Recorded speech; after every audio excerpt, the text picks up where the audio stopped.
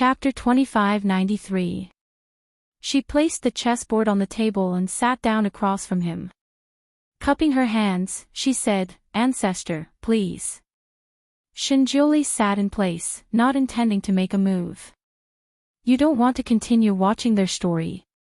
They won't be able to finish it in a short time." Ning Xuemo replied indifferently, but she suddenly stopped because she heard a voice from the tent. "Ji, I won't force you." Jun Liuye seemed to be suppressing something. "I'm sorry." Ji Yu's voice trembled. I know we're already married, but I don't have any memories of this. I'm a little scared. It's fine, we'll have plenty of time in the future." Jun Liuye's voice had already returned to normal. "Qian Shang, you love me so much. I'm very happy." Ji Yu's voice was sweet, but she suddenly changed the topic. "Do you remember what day it is today?" Jun Liuye paused. "Today is the Purple Moon Festival." "Yes, Qian Shang, today is the Purple Moon Festival. Let's go out and admire the moon together, okay? You said you wanted to take me to Star Moon Country's mountain to admire the moon. You even said the moon here is unique and beautiful. Can you take me there?" Jun Liuye readily agreed. Of course.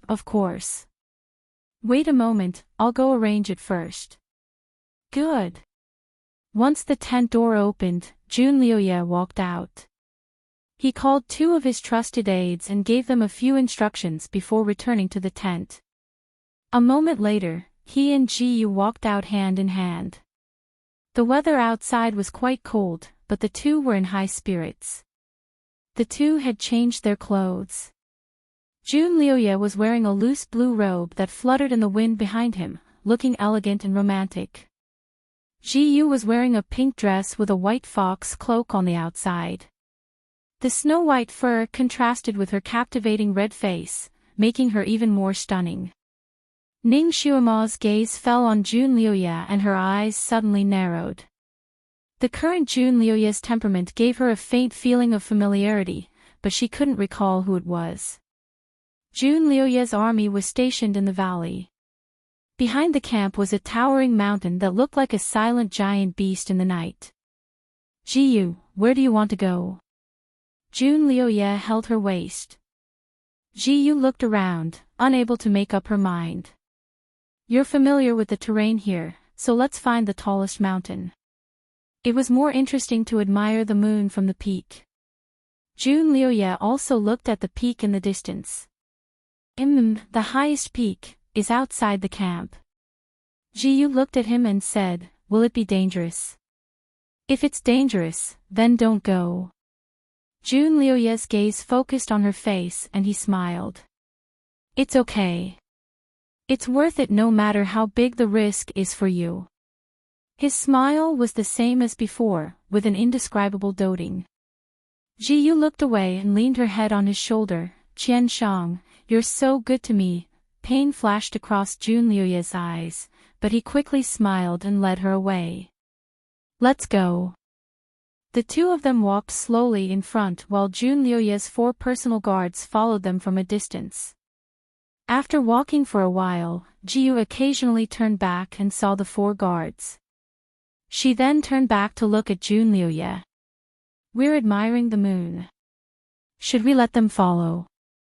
Jun Liuye paused in his steps and waved at the 4 guards behind him, indicating for them to wait where they were. The guard captain was still worried. "Your Majesty, it's wartime now.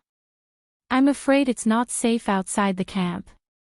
Why don't we bring a team of guards with us?" Jun Liuye looked at Ji Yu. Chapter 2594. Jun Liuye looked at Ji Yu. Ji Yu pursed her lips. "I don't like being watched when admiring the moon. However, Your Majesty's safety is also very important. If Your Majesty wants them to follow, then let them follow." Jun Liuye looked at her for a moment and smiled. He said softly, "I don't like being watched either. Ji-yu, let's go. You don't have to follow. Holding her hand, they gradually walked away. The guards followed for 2 steps, but they didn't dare to disobey His Majesty's order. They could only stop. Because there was a battle just now, they could still see fallen corpses along the way. Each of them looked hideous and incomplete. There were soldiers who specialized in dealing with the aftermath of the battle, collecting them. Seeing His Majesty coming with a woman, these soldiers all bowed and saluted. Jun Liuye just waved his hand and let them do their thing. He then left with Ji-yu. Turning his head, he saw that Ji-yu's face was slightly pale. He pulled her into his arms. Scared? Ji-yu said, "They're bloody." Before she could finish, Jun Liuye bent over and picked her up. Her face was buried in his chest. His heartbeat was steady, and his voice was also steady. "These don't suit you. Don't look." His figure rose, and like a fluttering wind, he carried her and flew into the depths of the mountain. He was afraid of scaring Ji-yu again, so he went far away from the battlefield. However, this would require him to walk more than 10 miles. "Why must we fight?" Ji-yu leaned in his arms, her voice a little muffled. "It's good to live a peaceful life. The people can live and work in peace." Jun Liuye's footsteps paused slightly, but he didn't say anything. Ji-yu raised her head in his arms. "I heard that you attacked Xinhua country this time to cure my illness. Is that true?" Jun Liuye looked down at her. "Who told you that?" Because he was afraid that the king of Xinhua country would destroy the pearl if he knew. Jun Liuye never told anyone his purpose. Only his true confidants knew where Ji-yu got this information from. Ji-yu blinked. "It's the 8th prince. Did I say something wrong?" Jun Liuye breathed a sigh of relief. He did tell Jun Lufeng. Jun Lufeng always thought that Ji-yu was crazy and didn't like to talk, so it was possible that he talked in front of her. He said softly, "That's right. Star Moon Country has a pearl that can cure your illness. But I'm fine now, so I don't need that bead anymore. So let's not fight anymore, right?" Ji-yu looked at him seriously. Jun Liuye did not say anything. The war had been going on for so long. As long as they could win this battle, they would be able to march straight into the capital of Star Moon Nation, completely destroy Star Moon Nation, and unify this continent. This had always been his dream, and it was also the ultimate dream of his generals who had fought bloody battles for many years. Now, the entire army had suffered so many casualties and paid so much blood and lives for this battle. Seeing that victory was in sight, how could they retreat just like that? Ji-yu looked at him for a moment and suddenly smiled. "Okay, I was joking. Your ambition has always been great, and you have the ability to dominate the world. In the future, when you conquer the world, I hope that you can become an emperor for all eternity, and leave your name in history for hundreds of generations." Jun Liuye muttered to himself.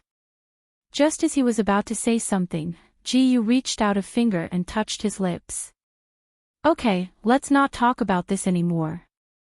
The moon is beautiful tonight, so let's focus on looking at the moon. It was such a beautiful night, so it was better not to talk about these disappointing things." He still had many things to explain to her in the future. They still had plenty of time in the future, a little earlier today. Eager, sincere, begging for a monthly vote, a recommendation vote. My dear little masters, please give the monthly vote to Moo Moo. Chapter 2595. Alright. Jun Liuye revealed a smile and lowered his head to gently kiss her lips. "We'll talk about it later." Seeing that his lover was fine, Jun Liuye didn't care about anything else and just wanted to make her happy. The snowy peaks were covered in snow with ice towers and ice mushrooms everywhere. The moon was bright and the mountain was high. Standing on this ice peak, the moon seemed much bigger and brighter. The moonlight here was truly beautiful. The faint purple moonlight fell on the ice peak and reflected a strange light, just like a crystal palace. Ji-Yut stood on an ice tower and looked up at the purple moon in the sky, as if she was entranced. Jun Liuye was looking at her. The moon here is really beautiful. It's like a painting. Ji-Yut turned around on the ice peak. Her skirt fluttered in the wind, like a flower blooming in the moonlight. Jun Liuye simply sat down. You're even more beautiful than the moon. He sat in a lazy and carefree manner. His blue robe fluttered in the wind, making him look like an immortal. At this time, he was no longer the decisive iron-blooded Azura war general, but rather the king of assassins Yi Qianshang, who had doted on her, loved her, and liked to tease her, but also held her in his hands. Ji-Yut tilted her head to look at him. Your mouth is as sweet as before. Jun Liuye stretched out his legs and waved his hand at her. It's cold up there. I'll hold you and watch from below. Ji-Yut shook her head. You'll see the truth when you stand high, isn't that right? Her words seemed to imply something. Jun Liuye raised his head and looked at her for a moment. Suddenly, he got up and flew straight to her side. He hugged her waist and said, Then I'll watch it with you. The two figures on the ice tower were leaning against each other. He was tall and handsome while she was petite. The moonlight fell on them like water, creating a beautiful scene. Ning Xuema was invisible in the air as she watched the pair below. She couldn't help letting out a sigh. Great God, don't you feel like something is wrong? Shen Jiuli declined to comment. Something's wrong. Let's watch the play. The two people below stood on the ice tower and looked at the moon for a while. Jun Liuye said, Ji-Yu, in the future, I will take you to see all the moons on this continent. They all have their own characteristics. Ji-Yu smiled and looked at him from the side. Under the moonlight, her eyes were like water. I think that our Ji-Yu country's purple moon city's Huayu Tower's moon is the most beautiful. Don't you think so? Jun Liuye stiffened slightly. That place used to be the place where the crystal was enshrined. It was also the place where he used her to destroy Ziyu City's enchantment. That night, he accompanied her to watch the moon for half the night. It gave her the greatest happiness, but it also destroyed her home. After the city was breached, that place was also burned down by the Crown Prince's troops, leaving behind only broken walls and ruins. He thought that Ji-Yu would be traumatized by that place and would never want to go there again, so he didn't recultivate. Since she liked it, he would send someone to rebuild it and make it exactly the same. Ji-Yu, I'll take you there to see it in the future. Jun Liuye promised her and took the opportunity to hold her hand. Even though she was wearing so much, her little hand was still cold as if it would never be warmed up. Jun Liuye calmly channeled energy into his palm, making his palm like a small heater, trying to warm her hand up. Ji-Yu didn't say anything and didn't avoid him. She was staring at the moon in a daze. Her frequency of being in a daze was especially high today. Jun Liuye didn't say anything either. He simply hugged her and sat down on the ice peak. He rested his head on her shoulder and sighed softly. Ji-Yu, I never thought that we would have a day like this. Chapter 2596. He thought that she would be muddle-headed for the rest of her life, never talking to him again, never looking at him again. He never thought that there would be a time when they could lean on each other like this. God knows how long he had been longing for this moment. Ji-Yu came back to her senses and looked at him. Her eyes were as clear as water under the moonlight. Qian Shang. Ji-Yu, call me Lu Yi. His breath blew into her ears. He actually hoped that she would call him by his real name. After all, Yi Qianshang was only his alias. Ji-Yu paused and tilted her head to look at him for a bit. Jun Lu Yi. Your real name is more like you. What do you mean? Jun Lu Ye's breath was on her neck. My heart flows like the night. You were once a Shura general and Shuras belonged to the night. Ji actually began to drop her book bag. Jun Lu-yi was silent for a bit behind her before letting out a soft sigh. My thoughts are all on you right now. At this moment, he was still the charming Yi Qian-shang. His hand was supporting his head as he looked at her with a teasing gaze, but also a burning gaze. Ji-yu's eyelashes trembled and half covered her eyes, making it hard for people to see her expression. She no longer looked at him and her face was a bit red. Are you shy? Jun Lu-yi reached out to hold her in his embrace. Ji-yu, I hope that we can have this day every year. He didn't ask for anything else, he just wanted her to stay by his side. Her black hair was a bit cold. He rubbed his chin against her head and excitedly said, Ji-yu, how about I help you style your hair? Ji-yu paused for a bit before nodding. Jun Lu-yi straightened her body and used his fingers as a comb, beginning to comb her long hair. Her black hair was like silk, smooth and soft as it flowed through his fingers. After a while, her long hair was combed into a beautiful bun and a jade hairpin sparkled in her hair. You're quite skilled. Do you often help girls style their hair before? Ji-yu rubbed her hair as she spoke in a half-joking manner. Idiot, I often helped you style your hair before. Jun Lu-ye's voice was filled with pampering and helplessness. Ji-yu's fingers stiffened, and then she touched the hairpin again. She was stunned for a moment, but she had already felt the shape and texture of the hairpin. It was the hairpin Yi Qian-shang had given her. She had treated it like a treasure and would take it out to look at it several times a day. She was as happy as a fool. Now that the hairpin was back in her hair, she felt her scalp hurt from the cold. She seemed to be in a daze. Jun Liu-ye looked at her. Ji-yu. Ji-yu suddenly stood up, tilted her head and smiled at him, smiling innocently and charmingly. How about I dance for you? Jun Liu-ye clapped his hands. Good. I've long heard that your singing and dancing are superb. Today is a good opportunity to appreciate it. I'll accompany you. He took out a purple bamboo flute.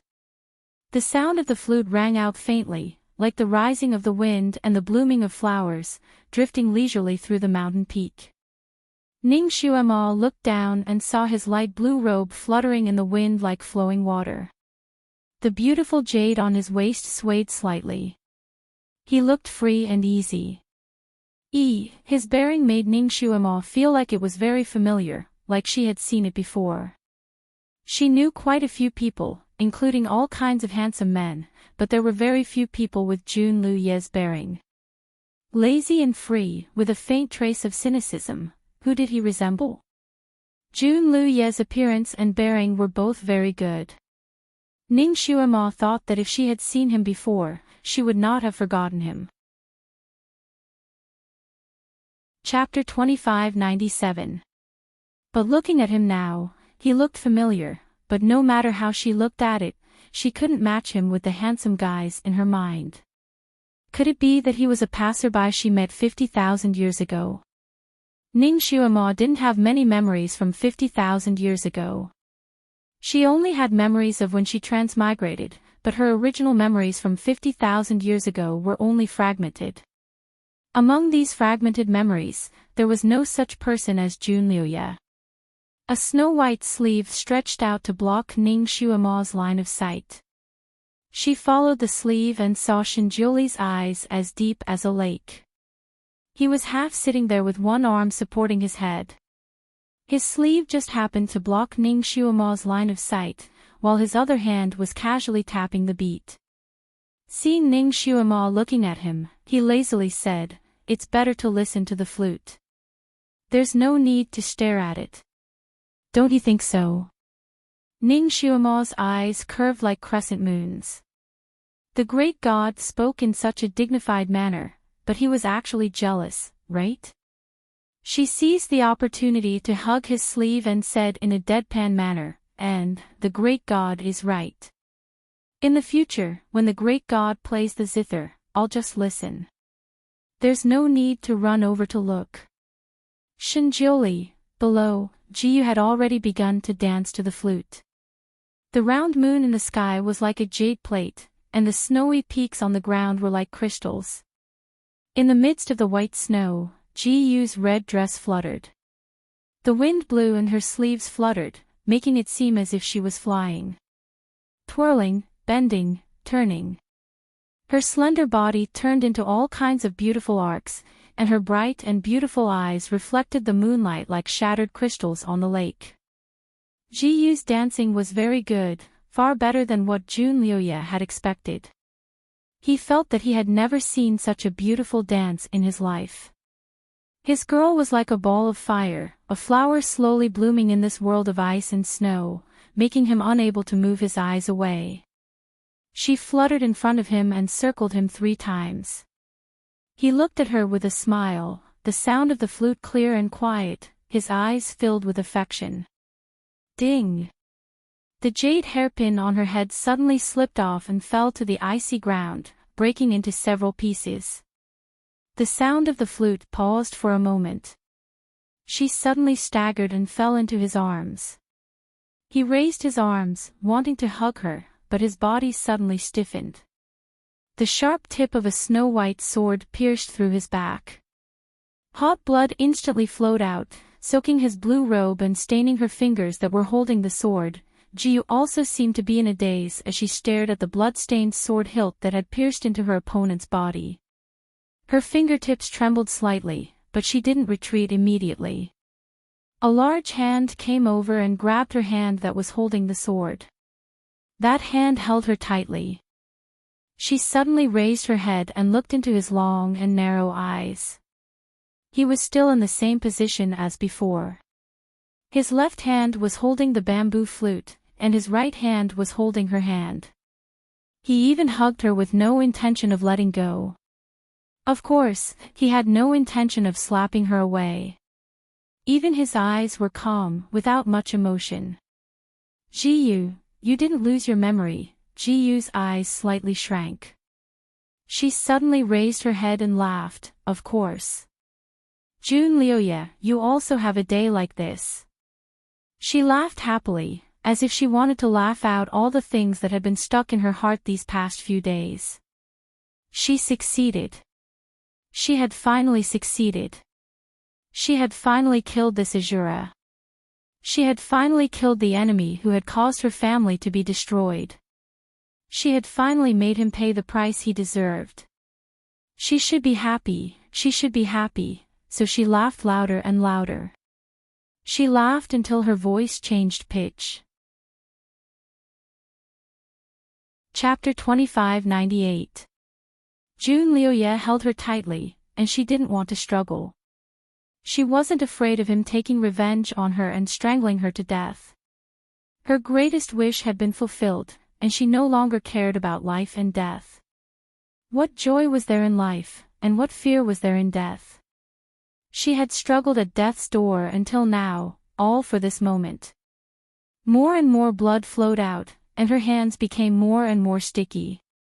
The smell of blood filled her nose, and she laughed until tears came out. Junlyoye, so your blood is also red. Ningshuama, who was watching from the side, also let out a soft sigh. She finally made a move. Shinjioli glanced at her. You knew she was going to make a move. Ningshuama said, of course. She actually had 8 chances to make a move, but she missed them all. I was worried for her. Shinjioli was speechless. Ningshuama sighed. The girl who was once as pure as crystal has actually learned how to act. Her acting is quite good, and there are almost no flaws. Shinjioli put a hand on her shoulder. But it didn't escape your eyes, did it? Ningshuama said, of course. I was the king of assassins in the past, and observing people's expressions is my forte. Although Jiyu's disguise was good, in the eyes of a professional agent like Ningshuama, there were still many flaws. Shinjioli glanced at the two people below and said lightly, Jun Liuye is also the #1 expert in the world of assassins. In other words, if Ning Xuemo could see through it, he might be able to see through it as well. Ning Xuemo was startled. She understood what Shinjioli was trying to say. She shook her head. The IQ of a man and a woman in love will plummet. Those who are closely involved will not be able to see the situation clearly. Ji Yu's disguise was good, and Jun Liuye might not have been able to see through it. Otherwise, he wouldn't have taken that sword, right? Shinjioli pointed at the two people. Then did you see where Jun Liuye was stabbed? Ning Xuemo frowned. I saw it clearly. It should be near the heart meridian. It's a critical place. However, Ji Yu was probably still a little nervous, so the position of her sword was a little off. Otherwise, it would have taken Jun Liuye's life. Shinjioli shook his head slightly. It's not that she missed, but that Jun Liuye's muscles moved slightly to the side when she was stabbing at him, so the attack didn't hit his vitals. Ning Xuemo. She didn't expect the Almighty to be even more observant than her. This perverted insight. However, with Jun Liuye's ability to adjust his muscles slightly, shouldn't he be able to completely dodge the attack? Then why? Ning Xuemo thought of something and blurted out, he took Ji Yu's sword on purpose. Shinjioli rubbed her hair in relief. Smart girl. Ning Xuemo looked down at Jun Liuye with a complicated gaze. This person's thoughts were extremely meticulous. Everything he did was planned out before he acted. It could be said that he was watertight. Why did he take that sword on purpose? What was his plan? On the ice peak, Jun Liuye finally couldn't hold on any longer. His body slowly fell to the snow below his feet. Fresh blood gushed out from his body, quickly forming a small pool of blood. The white snow and the red blood were especially glaring. Ji Yu finally jumped away from his body. She took a few steps back and tripped over something, falling to the ground with a plop. She seemed to have lost all her strength. Sitting there, she looked at Jun Liuye lying not far away, her gaze trembling slightly. Perhaps it was because he had lost too much blood, but Jun Liuye's face was as white as snow. His dark eyes looked at Ji Yu, as if whirlpools were swirling in them. His pale lips opened and closed a few times before he hoarsely said, Ji Yu, like this, will you vent your anger? Chapter 2599. Ji Yu's face had been flushed with excitement, but now it was slowly losing its color. She clenched her fists, her face even paler than his. Her palms were stained with blood, and she subconsciously wiped them on the snow. She hatefully said, Jun Liuye, you owe me this. Although her words were fierce, her voice was trembling. Jun Liuye looked at her, his beautiful eyes half narrowed. His gaze was so deep that it made one's heart palpitate. You're right, this. I owe you. His voice became softer and softer, and finally, his eyes slowly closed. He's dead. Ji Yu's entire body stiffened, as if her soul had been sucked out of her body. She sat there, staring blankly, not moving at all. Ha ha ha, not bad. A voice suddenly came from a mountain not far away. Following that, more than 10 figures appeared from the surrounding mountain peaks. The person in the lead was dressed in a beautiful snow-white robe, with a jade crown on his head. His face was powdered, and his lips were like a painted pill. He looked to be in his 20s, and he was handsome and delicate, like an elegant young master. However, there was a hint of a king's domineering aura beneath his brows. The others were all dressed in the uniform of a warrior. They were all dressed in white, and even their hair was snow-white, almost the same color as the surrounding snow. These people were clearly the young master's subordinates. They clustered around him, faintly protecting him in the middle. Ning Xuemo, who was watching the show from the sky, was moved. This is the king of Xinyue country. Should be. Shinjioli also glanced at the young king. I heard that the king of Xinyue country has a pearl that can guarantee immortality and eternal youth. This person is probably a few hundred years old, right? Eternal youth is true, but that pearl doesn't have the effect of making people immortal. Shinjioli's tone was indifferent. Ha! Ning Xuema raised her eyebrows. She was still a little puzzled. Great God, back then, you left treasures for the 3 countries. These treasures should have the ability to protect the country, right? Why did you give Xinyue country the beauty pearl? That pearl's eternal youth is just a side effect. Then what's the main effect? It allows the wearer to teleport away in an instant no matter how badly injured they are. It can even bring along 80 generals. Ning Xuema gave a thumbs up. This function is awesome. If a king could escape with his elite ministers in an instant, then there would be no such thing as the fall of a country. Because of these elite forces, even if his capital city was breached, he could still organize his forces to counterattack. This time, Junliuye had attacked Star Moon Country. It was easy to take over the capital of Star Moon Country, but to completely eliminate the ruler of Star Moon Country was as difficult as ascending to the heavens. Ning Xuema looked at everything below and sighed. I didn't expect Jiyu to join hands with this monarch. It seems that her madness was also cured by this monarch with the bead. That should be the case. Shinjioli nodded slightly. I heard that the monarch of Star Moon Country is also a person of great talent and strategy. His intelligence is not much worse than Junliuye's. It seems that he is indeed very scheming.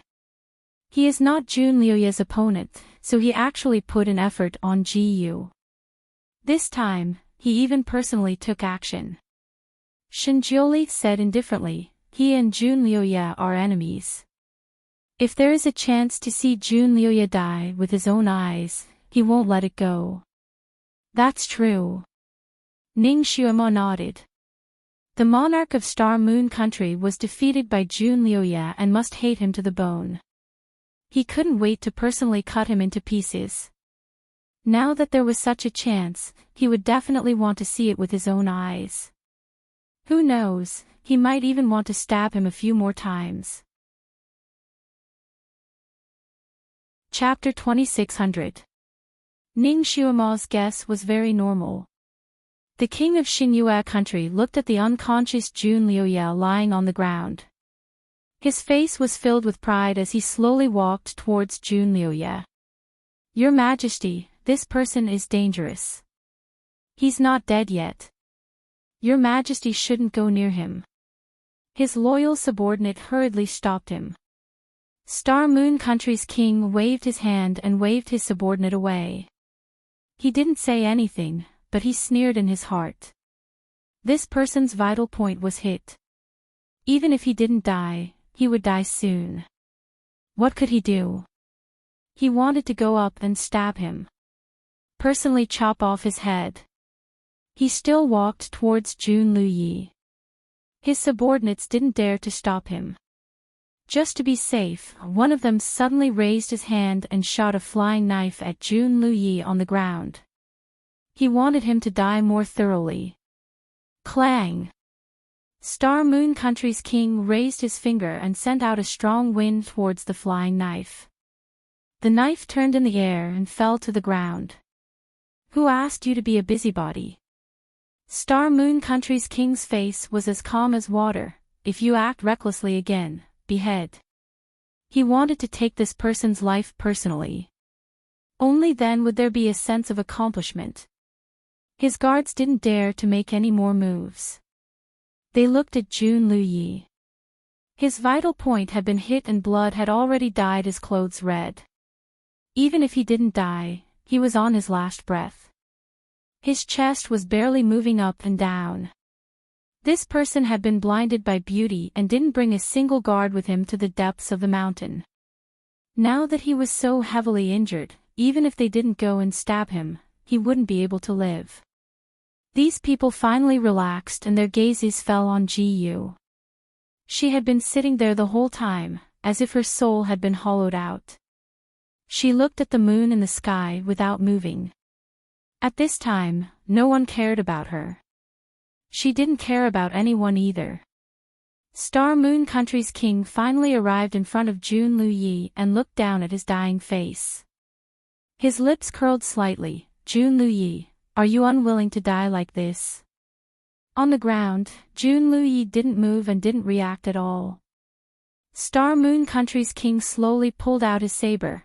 It was a sharp blade that could cut through iron like mud.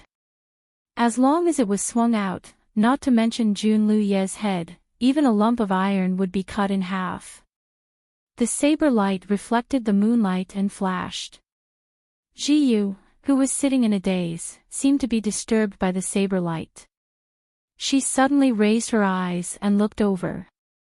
After seeing what the monarch of Xingyu country was doing, her pupils shrank as she immediately saw through his intentions. Her body flashed and she suddenly pounced on him. What are you doing? Her petite body stood in front of Jun Lu-yi. He won't be able to live. You're not allowed to disgrace the corpse. She hated him and wanted to kill him, but she couldn't just stand by and watch as his corpse was dismembered. The king of Star Moon Country narrowed his eyes and said softly, Ji-yu, there is only one way for me to verify a person's death, and that is to cut off his head. Be good and move aside. Ji-yu's face paled. You are the ruler of a country, don't go too far. Before she could finish her sentence, she felt her waist tighten as someone hugged her from behind. Before she could react, her whole body suddenly soared into the air. From the corner of her eyes, she saw several cold lights flashing, several streaks of blood and a scream pierced the sky. Ji-yu was dumbfounded. She had already sensed that someone was hugging her.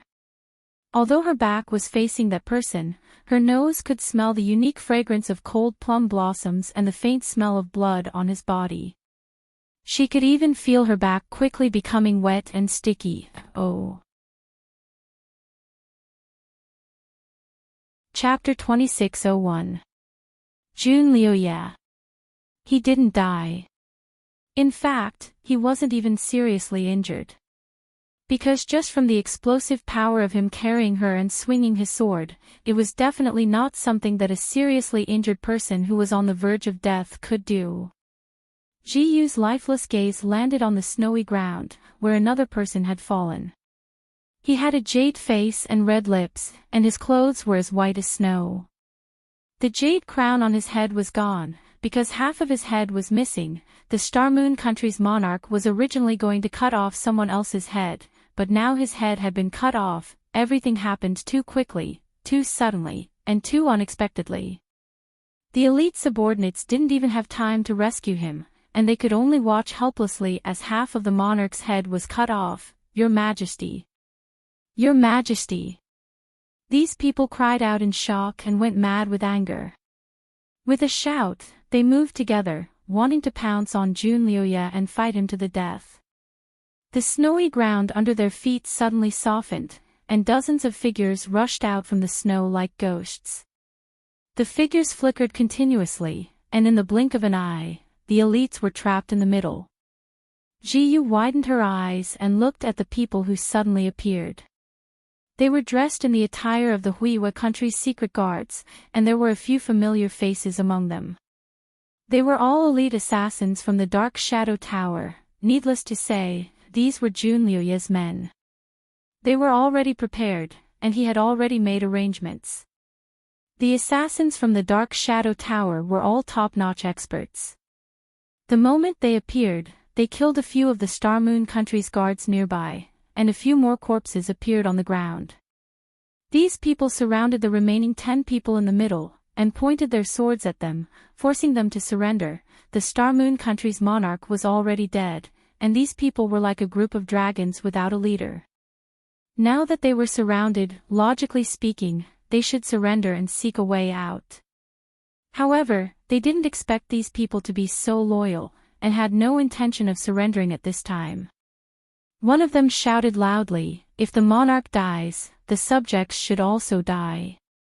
Brothers, we'd rather die for our country than betray His Majesty."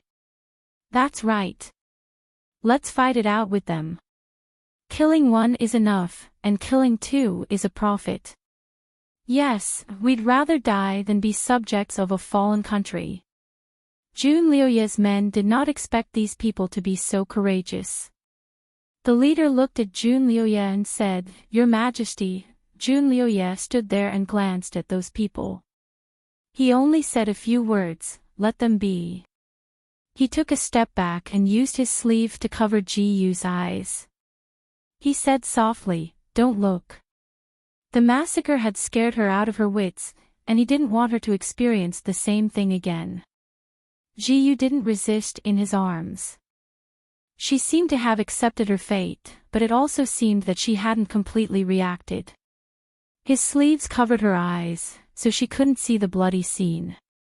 However, he could hear the sound of swords piercing into flesh, as well as the muffled groans of people on the verge of death. "Your Majesty, let this humble servant take a look at your injuries." Two shadow guards had been waiting by Jun Liuye's side for a long time, anxiously wanting to examine his injuries. Not only were these two people skilled in martial arts, they were also experts in treating all kinds of internal and external injuries. They also served as imperial physicians in the army. Although Jun Liuye's sword strike looked dangerous, he had been prepared beforehand. He had used his Xian Qi to slightly adjust the vital organs in his body. Therefore, the sword strike had only left a flesh wound. Not even a single bone had been damaged. However, he was still made of flesh and blood. Even if it was only a flesh wound, it was still very painful. Moreover, he had lost so much blood. Chapter 2602. Even with his strong body, his forehead was covered in cold sweat. His arms were weak and he could barely hold on to Ji Yu. But he did not want to let go. "Your Majesty, the Empress is not injured. Why don't you put her down first? Your Majesty's injury must be treated in time." Although the two shadow guards spoke politely, their eyes were fixed on Ji Yu, guarding against her stabbing the Lord again. After all, her attack just now was ruthless and ruthless. She did not hold back at all. If not for the Lord's peerless martial arts and the ability to change his acupoints without batting an eyelid, that stab would have taken the Lord's life. At that time, they were watching from underground and were so shocked that they almost jumped out. If not for the Lord's strict orders to not act rashly unless it was a critical moment, they would have jumped out at that time. His Majesty is truly taking risks. It's too thrilling. An empress who assassinates her husband should be punished with 9 familial extermination. Jun Liuye did not care. He had already sealed his own acupoints to stop the bleeding. His eyes swept over the two shadow guards. "I am fine. Don't worry about me. Go help them." "Your Majesty! Your Majesty!" The two shadow guards were unwilling to give up. "This is a military order." Jun Liuye's voice turned cold. The two shadow guards had no choice but to join the battle. Before they left, they were still worried. "Your Majesty, please be careful." Two sharp gazes swept over Ji Yu. It goes without saying who should be careful. Jun Liuye ignored them. He hugged Ji Yu and took a step back. Sitting on a large rock, he watched the battle. The battle was nearing its end. Although Xingyue's guards were top experts, they were no match for the enemy. Moreover, the experts here were all abnormal and not easy to deal with. One by one, people fell down. The smell of blood on the peak became thicker and thicker. Jun Liuye let out a sigh of relief and the corners of his lips curled up. Killing Xingyue's emperor was equivalent to destroying Xingyue. Breaking into the city was just around the corner. The day of victory and return to the city was not far away. Clap. Clap. Ji-yu in his arms suddenly clapped twice. Your Majesty really has a good plan. Jun Liuye choked and looked down at her. Ji-yu's face was as white as snow, but her small mouth was curled into a smile. Your Majesty, your goal has been achieved, so there's no need for this affectionate play anymore, right? Her tone was calm, but her words were as sharp as a knife. Jun Liuye's body stiffened as if someone had poured a bucket of cold water over him. Ji-yu took the opportunity to roll out of his embrace and landed on the ground. His movements had also alarmed the few shadow guards who had been eyeing him covetously. As soon as Ji-yu moved, 2 shadow guards rushed over and said, "Don't hurt His Majesty." One of the guards was impatient and made the first move, slashing his saber towards Ji-yu. The princess of a fallen country was a scourge. He would get rid of her for His Majesty. Clang! After an ear-piercing sound of metal clashing, the saber in the guard's hand was sent flying, almost cutting his own neck. He was so shocked that he took 2 steps back. Your Majesty! This woman cannot be allowed to live.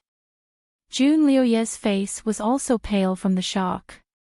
He sheathed his sword and coldly said, "You dare to assassinate the Empress? Are you seeking death? Your Majesty, this woman is the princess of a fallen country. If she stays by Your Majesty's side, she must have other intentions. We must guard against her." The guard threw caution to the wind and said what most of the other guards were thinking. The other guards secretly nodded. Chapter 2603. It was fine when this woman was crazy, at least she didn't have any self-awareness and wouldn't harm His Majesty. But now that she's back to normal and is clearly here for revenge, how can they be at ease letting such a woman stay by His Majesty's side? If it weren't for Jun Liuye's prestige, these people would have tried to persuade him. Jun Liuye's face darkened. How can you interfere in the Empress' affairs? If you say another word, I'll punish you according to military law. His body has a terrifying aura. Although these people are unwilling, they don't dare to say another word. They all secretly stare at Ji-yu, their eyes alert. Ji-yu has already stood up and her gaze swept over the crowd. The battle is already over. Corpses are scattered all over the ground and blood has dyed most of the ice peak red. It's a ghastly sight. Most of these corpses are from Star Moon Country. They originally came to ambush Jun Liuye, but they didn't expect to be ambushed by him and be completely wiped out. Jun Liuye has won another big battle, right? He used the trick of injuring himself to gain the enemy's confidence and killed the enemy's emperor, obtaining a crucial victory. And she planned for several days, endured for several days, but she didn't think that all her schemes would be transparent in his eyes. She used up all her tricks, but in the end, the one who helped him was still him. This person is worthy of being the invincible Azura war god. His use of military tactics has reached perfection. I'm not his opponent at all. Useless. I'm really useless. My life is like a joke that I'm only being used by others. Her gaze falls on Jun Liuye. His blue robe is mottled with blood, but his spirit is very good. His eyes are shining, his posture is tall and proud, and he looks like he has a card up his sleeve. His iron-blooded guards surrounded him. They had just killed the other party's king, so they were feeling very refreshed. Ji-yu suddenly smiles and cups her hands towards Jun Liuye. Your Majesty, congratulations, you've won again. He's too smart. No matter when, he's always the winner. She's not his opponent, no matter how hard she tries. She will never win against him again in this life, and she doesn't want to win. Ji-yu, what's there to talk about winning or losing between us? We never wanted to win against you. This time, we only wanted to calm you down and beat you at your own game. June Lioye took a step forward and spoke. He didn't know why, but her smile made his heart sink, as if something was leaving him. He reached out to pull her. Ji-yu, let's go back. I will explain everything to you. He would tell her about her parents, but not now. That matter was too confidential. It was best not to speak of it in front of so many subordinates, lest it spread back to the court and cause unnecessary disputes. She had regained her sanity, which was great. He would explain everything to her when he got back, and if necessary, he would take her to see her parents. Ji-yu took a step back, avoiding him as if he was a snake or a scorpion. Her face became paler and paler. She smiled and shook her head. There's nothing to explain. The enmity of the destruction of his country and the enmity of his parents was there. He had clearly been used time and time again. What else was there to explain? From the beginning to the end, she was just a pitiful worm who was being used by others. Fortunately, her useless life was about to come to an end, so she wasn't afraid of being used by him again. Her smile was too old, her smile was too despairing. That smile could even be called empty, making June Lioye's heart feel like it was hit by something. Chapter 2604. He had never seen Ji-yu like this before. Even when she found out that he had used her to destroy Ji-yu, she did not despair to this extent. Ji-yu. You have a lot of misunderstandings about me. Come back with me and I will slowly explain everything to you. He suddenly took a step forward and ignored her attempts to avoid him. He grabbed her hand and pulled her into his embrace, hugging her tightly as if this was the only way for him to feel a sense of reality. Ji-yu did not move an inch and let him hug her. Her body was unusually cold and even if he hugged her like this, he could not warm her up at all. Your Majesty, her face doesn't look right. A shadow guard who knew medicine suddenly shouted. June Lioye stiffened and loosened his grip on her body slightly. He looked at her face and his heart suddenly sank. Her face was so pale that there was no trace of blood, but now there was a faint layer of pink on her cheeks like peach blossoms. Her lips were also a faint shade of pink, glistening like water. Her complexion was very good and her entire body looked soft and tender, as if she was still that little princess who did not know the dangers of the world, walking in the spring with flowers blooming. Her body was clearly as cold as snow, so it was normal for her face to be pale, but now, what did she do? June Lioye's fingers trembled as he held her arms tightly and stared into her eyes. Ji-yu, what did you eat?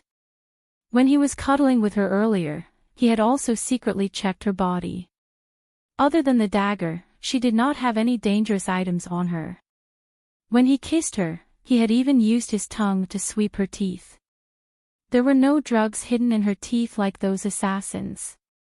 Logically speaking, she should not have had any opportunity to take any drugs, but her current appearance was extremely abnormal, as if she had been poisoned. Impossible.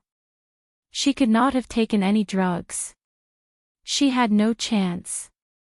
Perhaps there was another reason. His palm quickly pressed against her back and his inner energy quickly flowed through her body, trying to find out what was wrong with her body. There was indeed something wrong with her body. The blood in her body was circulating twice as fast as usual.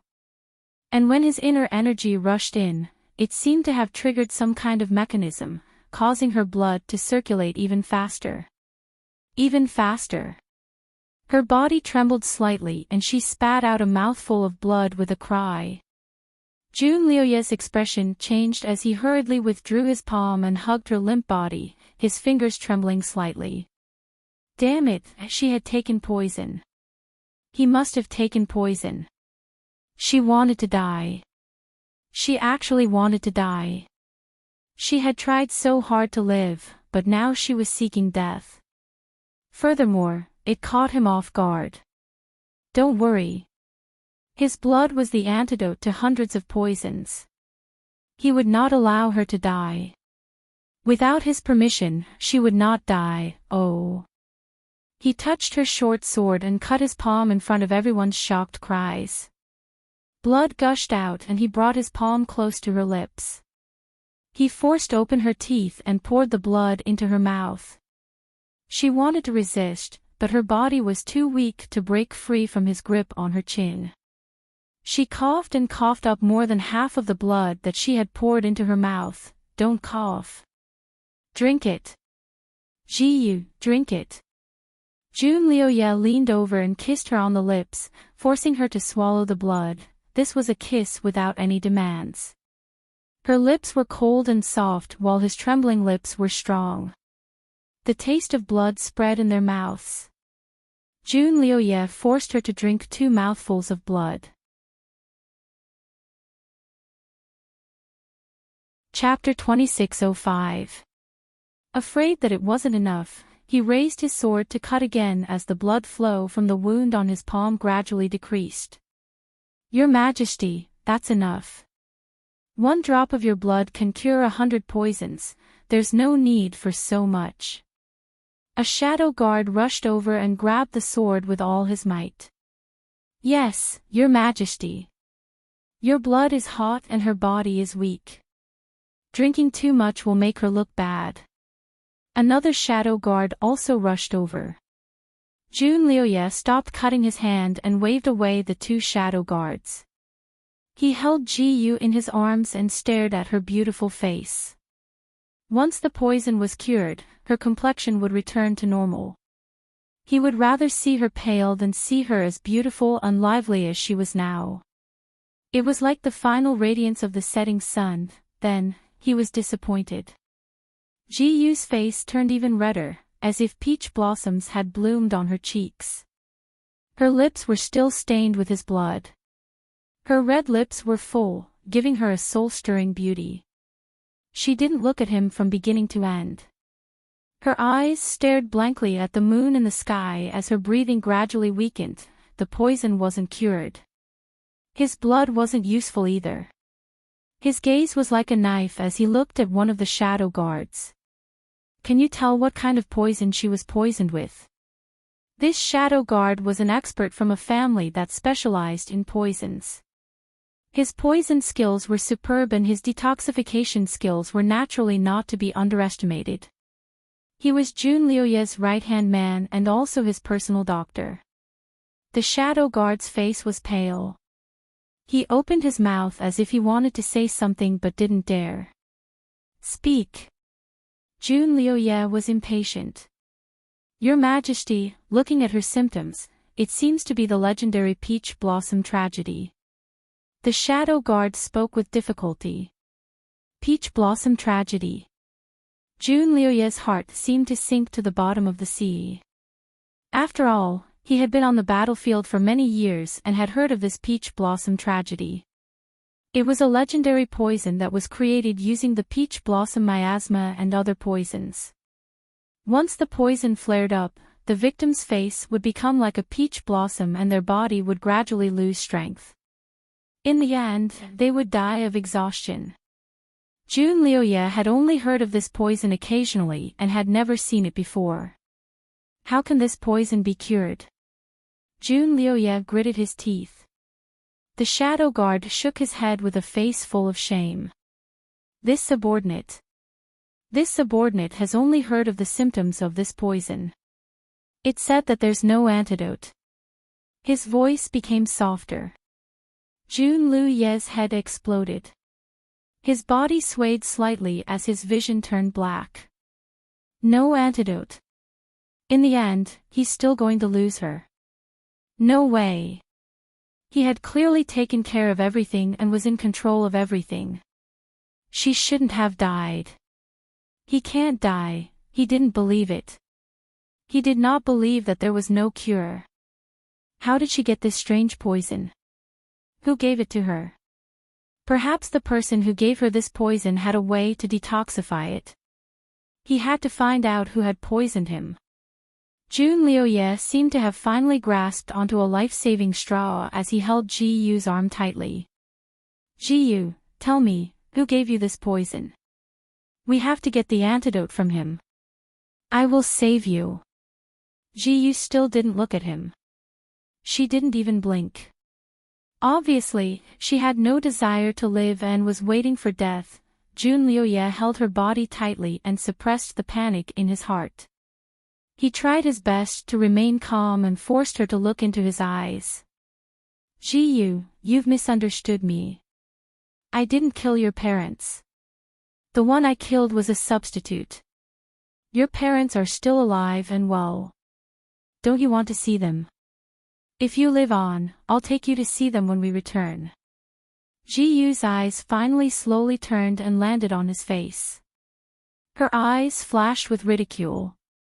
Her little mouth opened and closed a few times before she softly spat out 3 words. I don't believe it. Chapter 2606. She would never believe a single word of his ever again. It's true. Ji-yu, as long as you survive, you'll be able to see them. I promise you. I swear. Ji-yu slowly closed her eyes. At this point, she no longer believed in anyone, much less him. The poison had already taken effect. All the meridians in her body felt like they were burning. Her forehead was dripping with sweat, but there was a smile of relief on her lips. It was finally going to end. She was tired. She was really tired. Since she couldn't take revenge, she wouldn't do it. She just wanted to be free. Her breathing began to quicken. The peach blossom on her face became more vibrant, and a faint pink color filled her eyes. Junlyoye panicked. His face was pale as he hugged her.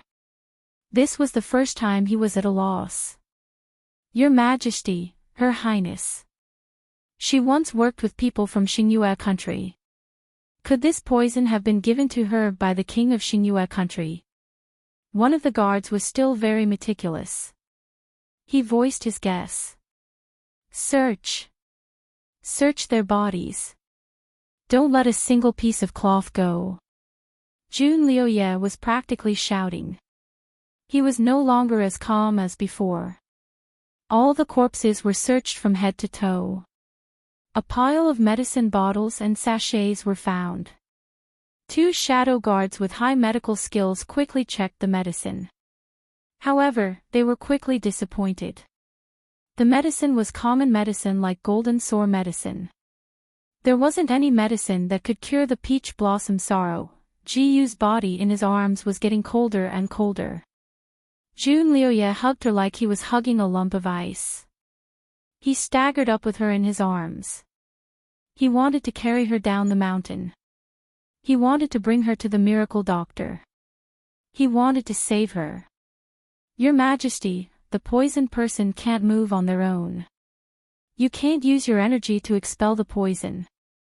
Otherwise, the poison will spread even faster. The guard reminded him. Junlyoye suddenly looked up. His eyes were about to spit fire. Then what do we do? Was he supposed to watch her die? Your Majesty, I heard that if the poisoned person has a strong desire to live, then with a set of detoxification treatment, they can have a chance of survival. The guard didn't dare to be slow. Without waiting for Junlyoye to ask, he quickly explained the steps of the treatment. Junlyoye acted as if he had found a treasure. He immediately pressed his palm on a certain meridian on Ji-yu's back and sent his chi in, wanting to save her life. To use this method, Ji-yu must use her own internal energy. Junlyoye's true energy entered her heart meridian, trying to forcefully stimulate the true energy in her body, but it was futile. Ji-yu, cooperate with me. Be good and listen to me. You can't die. Ji-yu, be good. Cooperate with me and let me expel the poison from your body. As long as you survive, I will restore Ji-yu Kingdom and let your father ascend the throne. Nothing will change. Junlyoye's voice was hoarse and his eyes were bloodshot as he desperately made a wish to her. 1,000 deaths. Ji-yu's small mouth opened, suddenly muttering 2 words. I'm here, Ji-yu, I'm here. Pull yourself together. Even though it was Jun Liuye's first time using such a treatment method, he used his inner energy perfectly. He condensed it into a line and moved it around Ji Yu's body, trying his best to get her to cooperate. Ji Yu slightly opened her eyes and fixed her gaze on Jun Liuye's face. She seemed to be in a daze and empty state. No, you're not Thousand Deaths. He's already dead. In my heart, he's already dead. Jun Liuye's fingers trembled slightly. His heart felt like it was being twisted by a knife. Ji Yu, I know you hate me. When you're better, I'll let you kill me, okay? Give me one more chance. Ji Yu, give me one more chance. Chapter 2607. Ji Yu's eyelashes fluttered, her eyes empty. No, I don't hate you. I only hate myself. Hate herself for being so foolish, hate herself for loving the wrong person, hate herself for not being able to let go even though she knew the other party was an enemy. Previously, she was indeed crazy. Her days were chaotic and she could not hear anything that others said to her. Until the godly doctor from Xingyue country treated her for 4 days. Although her insanity was not completely cured because the treatment was not completed, she could still sense little bits and pieces of the outside world.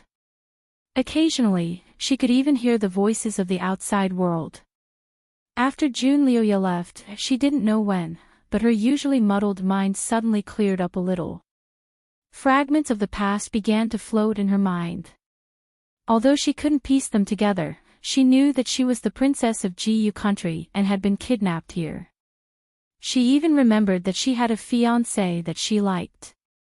Although she could not remember what he looked like, she remembered that he had once said that he wanted to marry her. She did not want to stay in the palace, did not want to be the empress. She was very afraid and wanted to go home. But she also knew that those people would not let her go. She began to pay attention to the layout of the palace, and slowly, she could remember most of it. The people who served her in the palace were on guard against external enemies. They did not guard against the crazy her at all, so she escaped easily. When she came outside, she bumped into the king of Star Moon country in disguise, or perhaps he had been waiting there all along. The king restrained her and placed a pearl between her eyebrows for an hour. While she felt the coolness of the pearl, she finally regained all her consciousness and memories.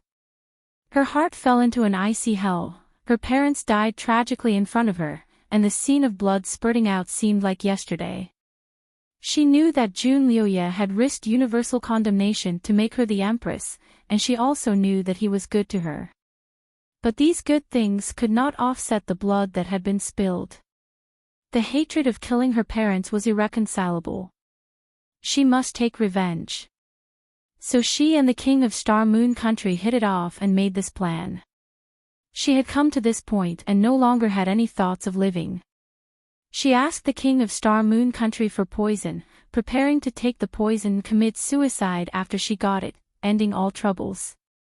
The king of Star Moon nation gave her a peach blossom sorrow and told her that this medicine had a special characteristic. She could take it a day in advance. After taking it, as long as she did not use any special method to activate it, the poison would not act up. It could even be expelled using a special method. However, once the poison was activated, it would take effect and the person would die within an hour. At that time, the king of Star Moon country said with a smile that he would give her a chance to change her mind. Not only did he teach her how to make the poison flare up, he also taught her how to expel the poison from her body before it flared up. Ji Yu had taken the poison a day earlier. She was determined to kill Jun Liuye for revenge. In order to cover up her lie, she purposely pretended to have amnesia. This was the only way Jun Liuye would not be on guard against her and would not be suspicious of her deliberate approach. Her plan was very good, and her acting was also not bad. It could be said that she had performed exceptionally. She thought that her heart was already as hard as iron, and that she would not be moved by anything anymore. But when she was really with him, the surprise he had when he saw her and the unguarded kindness he had shown her had struck her heart. She couldn't bear to do it. She had several chances to plot against him, but she could not bear to let them go. This time, she finally made her move.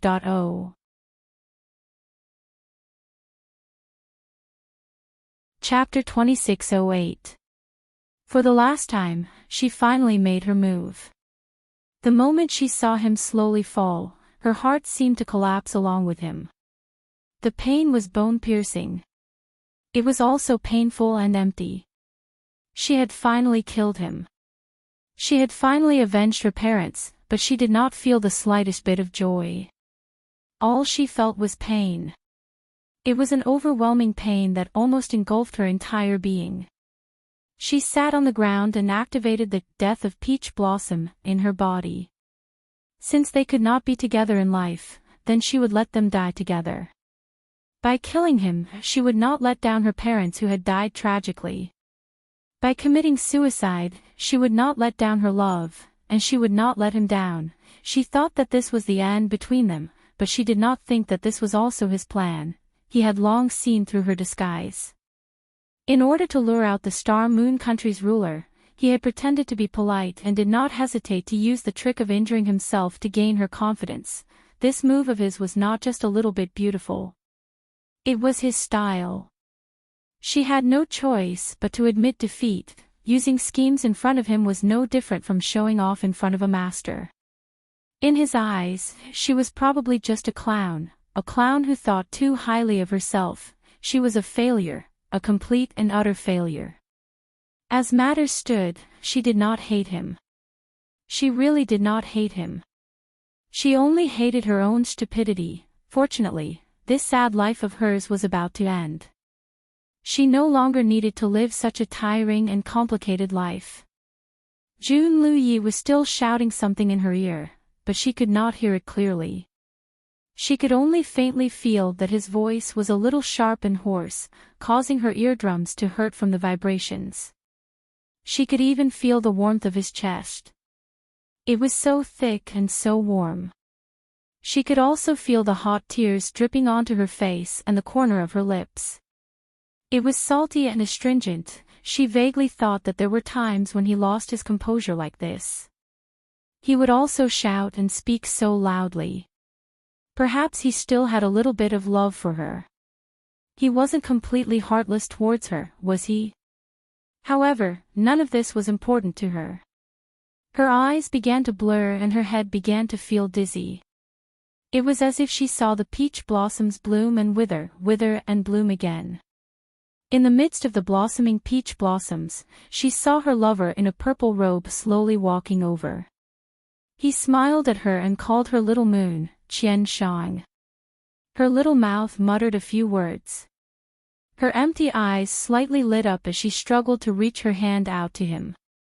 Unable to reverse the situation, Jun Liuye could only watch as her breathing grew weaker and weaker. His blood-stained hand gripped her cold one tightly, as if he could slow her down by doing so.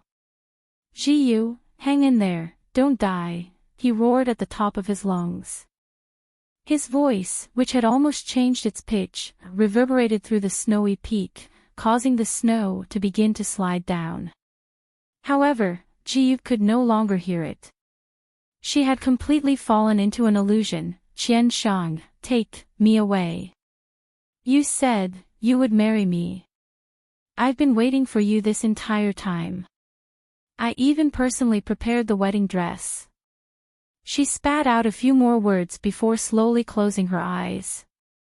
A single tear finally fell from the corner of her eye. In the end, she didn't have the chance to wear the wedding dress that she had prepared herself. The girl's colorful dream was shattered in the cruel reality, so this was the cause of Ji Yu's death. So this was how she died. Ning Xuema watched all of this from the sky. She watched as the beautiful girl took her last breath in Jun Liuye's arms. Her eyes never opened again, although she had long known that Ji Yu would die. Seeing it happen with her own eyes, her heart still felt heavy, as if it was filled with lead. Shinjioli held her hand and was about to say something when a gust of wind suddenly blew in the sky. The world turned gray, as if the sky was about to collapse. What's going on? Ning Xuema raised her head. Let's go out. Shinjioli decisively made his move, setting up a barrier around him and Ning Xuema.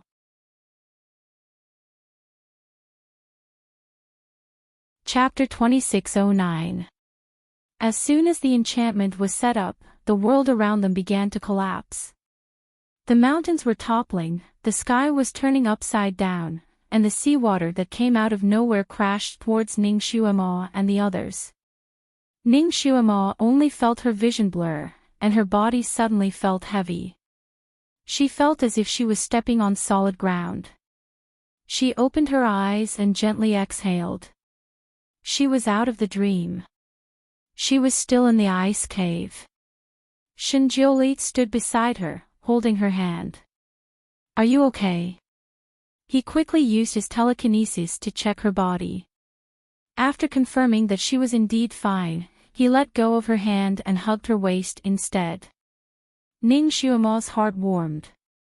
The great god was really considerate. The great god was the one who took the initiative to enter her memories. Ning Xuema was also afraid that he would be injured, so she carefully looked at him. Seeing that he was fine, she was relieved. When she turned around, she saw that Jun Liuye's face was extremely pale. He was staring at the ice coffin in a daze, and a line of blood slowly flowed down from the corner of his mouth. He is. Ning Xuema stepped forward. The memory was too tragic. It shook his heart, so he vomited blood. Shinjioli explained briefly. Their conversation woke Jun Liuye from his daze. He immediately looked at them.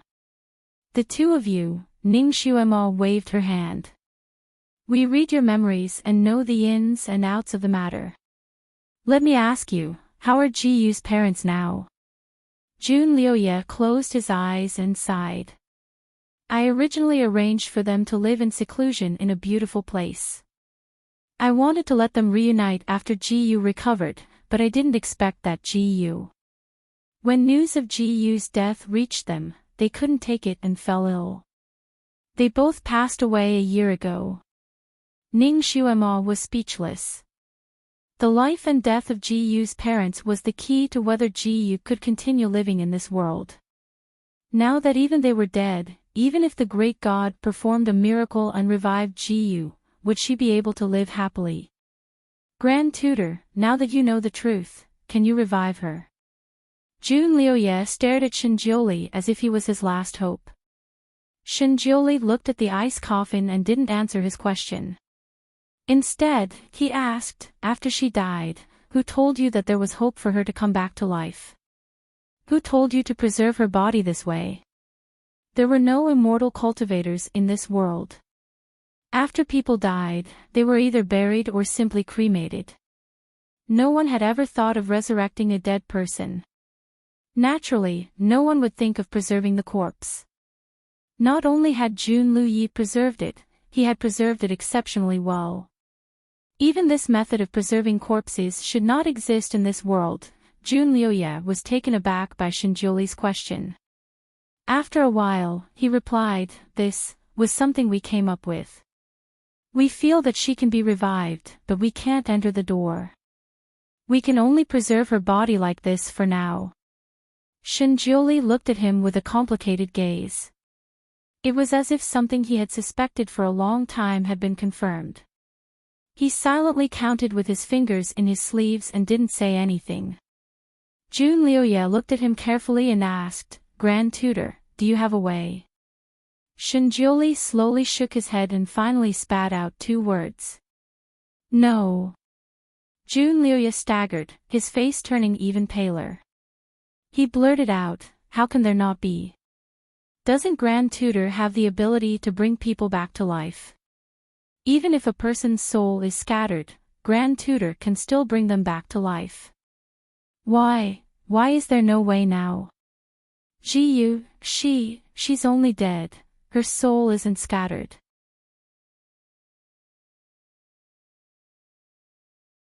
Chapter 26:10. This Lord only said that I might be able to bring someone back to life. Who told you that this Lord can also bring someone back to life even if their soul is scattered? Shinjiu Lu questioned. Jun Lu Yi, this, indeed, no one had told him this before, but he was certain of it in his subconscious and was extremely sure of it. It was as if he had known Shinjiu from the start, just like the method to preserve Ji Yu's body, he had learned it himself. Imperial tutors meaning, could it be that you also have no other way? Jun Lu Ye's voice trembled slightly, but he forced himself to calm down. Imperial tutor is omnipotent. Even deities can be brought back to life, let alone a mortal. She only died from poison, her soul did not disappear. There must be a way to save her, right? Shinjiuli's gaze turned sharp. Do you know what oath Princess Ji Yu made to Ziyu in her heart when she pledged her life to you in Huayu restaurant? What oath? I believe that Qian Shang loved me, so I swore in the name of Ji Yu country's princess that I would be with him forever. If I went against it, my body and soul would disappear. Shinjiuli calmly repeated Ji Yu's oath. Jun Lu Yi staggered a step. He never thought that Ji Yu would make such an oath under such circumstances. At that time, he only treated her as an innocent child and did not truly love her, so... Cold sweat dripped down Jun Lu Ye's forehead. His voice trembled slightly as he refused to believe this fact. You went against your oath, she also went against her oath, so her body and soul disappeared. Her soul is no longer here. Shinjiuli coldly stated the truth. How could she be revived without her soul? Even the omnipotent Shinjiuli could not do anything about it. Ji Yu was really dead and could not be revived. That girl had completely disappeared from this world. No matter what he did, she would never come back. From generation to generation, forever and ever. Even if he reincarnated, he would never meet her again. When Shinjiuli announced this result, Jun Liuye felt as if he had been ruthlessly pierced by something. His pale face was devoid of blood and his eyes were blank. He staggered a few steps and slowly, he sat down. Snowy peaks stood in great numbers, and ice towers were everywhere. The sky was filled with ice and snow, and the weather seemed to be even colder. Ning Xuema and Shinjiuli walked side by side on the snowy road down the mountain. Great God, is Ji Yu really hopeless? Ning Xuema turned her head to look at the ice peak that was gradually disappearing into the distance. She didn't know what to feel in her heart. She thought that she could help this pair be together, but who would have thought? She is no longer in this world, including her soul, Shinjiuli answered briefly. What do you mean? Was her soul really gone? Logically speaking, she only died from consuming poison.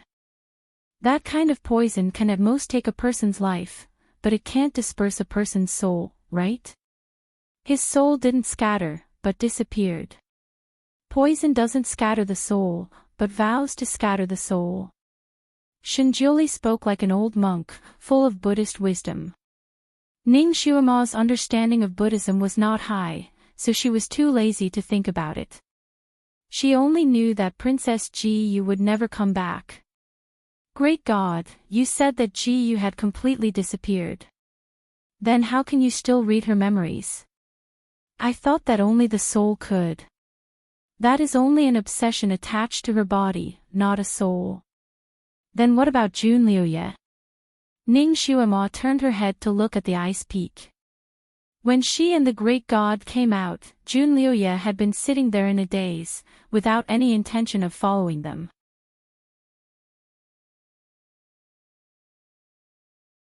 Chapter 26:11. Ning Xuema knew that he had suffered a great blow and needed some time to calm down. There are gains and losses. You can't have your cake and eat it too. Shinjiuli's voice was faint, but his words hit the nail on the head. Ning Xuema nodded slightly and sighed. Jun Liuye was a man of great talent and strategy. Perhaps in his heart, he had always prioritized the country. He had indeed won the world, but he had also completely lost her. Love did not hold much weight in an emperor's heart. Perhaps he would be able to walk out of it soon. It was just like what she had read in a modern romance novel. Ruling over a vast country, enjoying endless loneliness, he had chosen this path himself, so he could only continue walking down it himself. Speaking of which, great God, I keep feeling that Jun Liuye is somewhat familiar, as if I've seen him somewhere before. But I can swear that this is the first time I've seen him. Perhaps, this isn't the first time you've seen him. Perhaps you've interacted with him before. Shinjioli raised a hand to ruffle her hair. This world isn't that big. The great god had begun to meditate again. Ning Xuema was too lazy to waste her time thinking. She was now worried about another problem.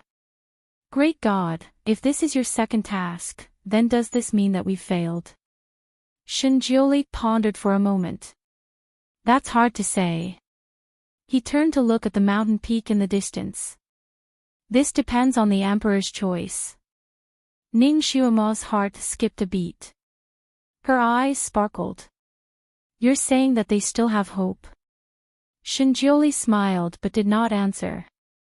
Ning Xuema also knew that it was inconvenient for the great god to say too much when it came to matters of the heavens. She did not press him any further.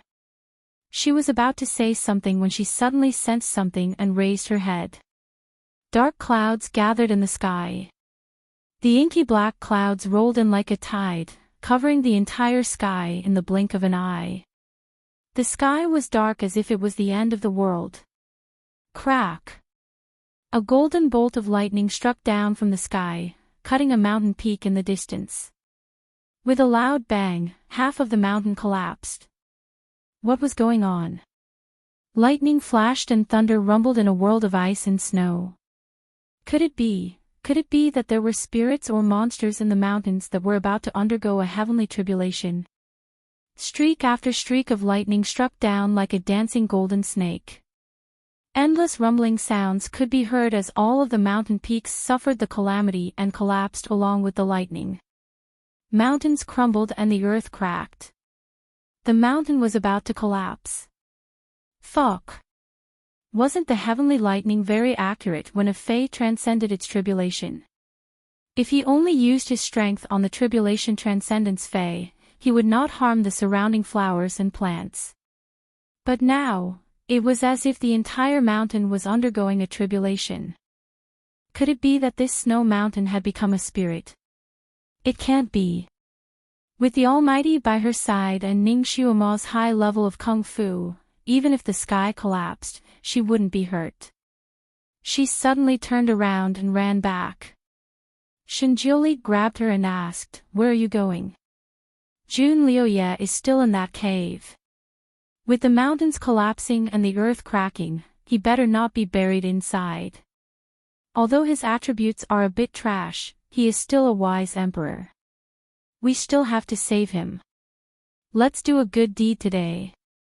Ning Xuema had just said this when she suddenly froze.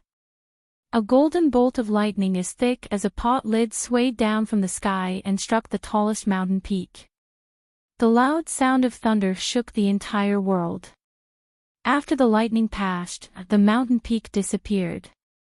No, it was instantly flattened. Such a tall mountain peak was actually flattened by a bolt of lightning.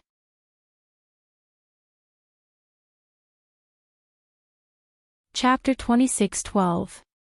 And the ice cave where Jiyu's body was hidden was on top of the mountain. Great God, go save him. Ning Xuema pulled Shinjioli and ran. Logically speaking, the people in the cave shouldn't have been able to survive after the landslide, but Jun Liuye was not an ordinary person. He was the male lead here, not to mention that his martial arts were abnormally high. That person, aside from not knowing any spells, was at the peak of perfection in all other aspects. He clearly surpassed the settings of an ordinary person in this world. Just like the great god, he belonged to an abnormal species. How could such a person die in this landslide? Shinjioli pulled Ning Shuama into his arms and smiled. You care about him that much? Ning Shuama pressed her hand on his shoulder. Great god, I'll have to trouble you to put away your vinegar bottle first. Saving people is more important. Shinjioli didn't move and continued to tease her. Shuama, you're the devil lord, yet you're even more merciful than a deity. Did I train you? Train your ass. Ning Shuama said, Great god, he's the emperor of this continent. He can be considered the number one person. He followed you and me up the mountain. At that time, his subjects all saw it. If he dies here, you and I won't have a good time when we go down. They'll treat us like jinx and beat us up. You don't want to live like a street rat, right? Be good and listen to me. Let's go save him first. At this time, he might be lying in a crack in a rock waiting for you to save him. She pulled his arm and pulled him forward. She felt that walking was too slow, so she simply pulled him and flew. She flew into the air like a gust of wind. Suddenly, she seemed to realize something and suddenly stopped her cloud steps. The result of this sudden stop was that Shinjioli, who was pulled by her, directly crashed into her body. If he didn't quickly catch her, she would have been sent flying in a parabola. What's wrong? Shinjioli helped her up and then took a step back. He crossed his arms and looked at her. I can actually fly. My psychokinesis has been restored. Ning Shuama was in disbelief. She even moved her arms and legs. Congratulations. Shinjioli congratulated her without much sincerity. Ning Shuama was still confused, but now was not the time to think about these things. She was still thinking about saving people. She pulled Shinjioli's hand and said, Guru, don't talk nonsense here. Let's get the emperor out first. Shinjioli pointed down with his chin. Take a look. Is there any other way? Ning Shuama looked down, and her head buzzed. In just a few moments, the snowy mountain that had been filled with mountains had completely disappeared. Below it was a vast expanse of white snow, and not a single trace of its former appearance could be seen. This is an entire mountain. It actually disappeared just like that without leaving any trace behind. It was too strange. Under such circumstances, trying to find someone who was originally hiding in the cave was undoubtedly like looking for a needle in a haystack.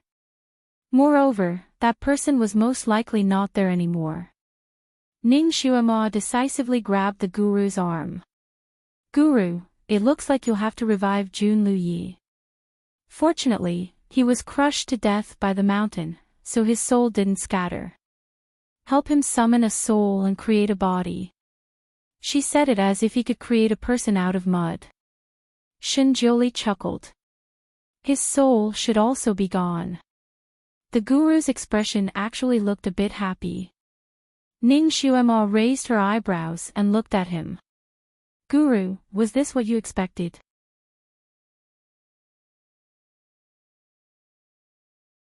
Chapter 26:13. Shinjioli put an arm on her shoulder and said lazily, It seems that this is his choice. That's good. Everything is back on track. Ning Shuama crossed her arms and waited for him to explain. Master. Master. Two figures, one red and one blue, came from afar and flew to the two of them in the blink of an eye. It was Kirin and Little Phoenix. The two beasts looked flustered. Little Phoenix asked a series of questions. Master, are you okay? We heard the commotion from the capital. Oh my God. Why did the mountain collapse? That's right. The commoners in the capital are also in a state of panic. An army is rushing over here. The little Qilin added. Ning Shuama and the rest were in midair. Naturally, they could see further. Ning Xuema shaded her eyes with her hand and looked far away. She could faintly see an army rushing over. When Ning Xuema and the rest followed Jun Liuye up the mountain, there was an army waiting for them at the foot of the mountain. It was this army that was rushing in their direction. It was even led by a few of Jun Liuye's trusted subordinates. Great God, if they find out that their emperor is gone, how will they see us? What should we do now? Ning Xuema rubbed her eyebrows. She did not want to be a jinx anymore. Shinjioli pondered for a moment, then slowly came up with a bad idea. Let's run. Ah. The great god could run away too. Shinjioli did not wait for her to say anything else. He hugged her and jumped onto Kirin's back. Let's go. Although there was an 80% chance that they would suffer if they stayed, it was not like the great god to run away. Ning Xuema felt that there was something wrong with the great god's style. But soon, she felt that the great god's style had returned to normal. This was because the great god's escape was incomparably cool. He actually commanded Kirin to fly directly toward the army. Kirin and Little Phoenix were both auspicious beasts. Previously, when they had lost their telekinesis and could only fly, they had attracted the attention of the people of this world. Now, they had also recovered their telekinesis.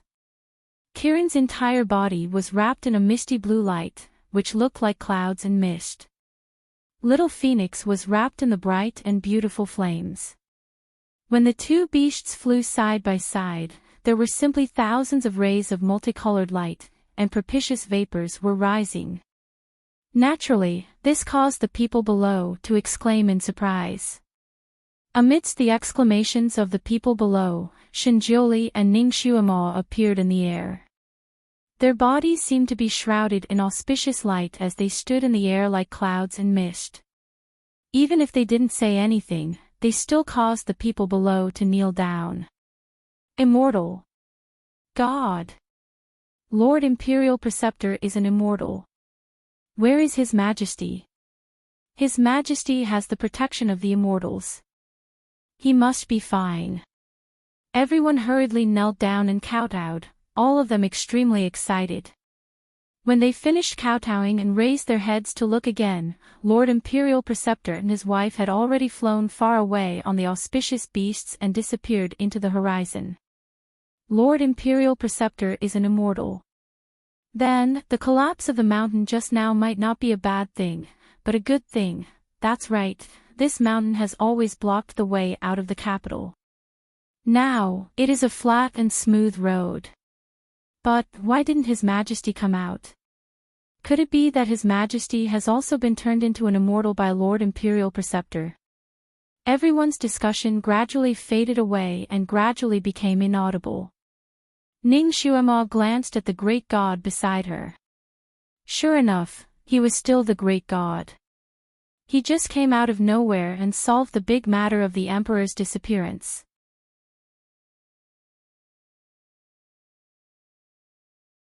Chapter 26:14. In the hearts of the people, even if they couldn't find their emperor, they would only think that their emperor had become an immortal and not be smashed to death. The people here still worshipped the great god and wouldn't curse him behind his back. Now that Ning Xuema and the rest had recovered their psychokinesis, they could fly to outer space to find the space door to return to their own era. However, when they first came to this continent, they came out from underground, so they didn't know where the space door to the Tianxi continent was. They were afraid that they would have to search aimlessly in outer space again. Ning Xuema was about to ask the great god if he had a good way to locate it when she suddenly saw a snow-white thing rushing up from the snow below. The heavenly stone. To think that it would actually appear here. Kirin didn't recognize this stone and thought that it was a flying stone. Before the heavenly stone flew in front of him, he slapped it with his claws. What is this? A monstrous wave rushed towards the heavenly stone. Naturally, the heavenly stone wouldn't be hit by the wave. It struck out with a flash of lightning and directly forced the wave back. Kirin was almost hit in the face by his own wave. Fortunately, he reacted quickly. He scratched with his claws and barely managed to retract the wave back. He retracted it too quickly and wet his leg hair. Kieran didn't expect that a stone would dare to challenge him. He glared at the sky and roared, looking like he wanted to fight with the stone.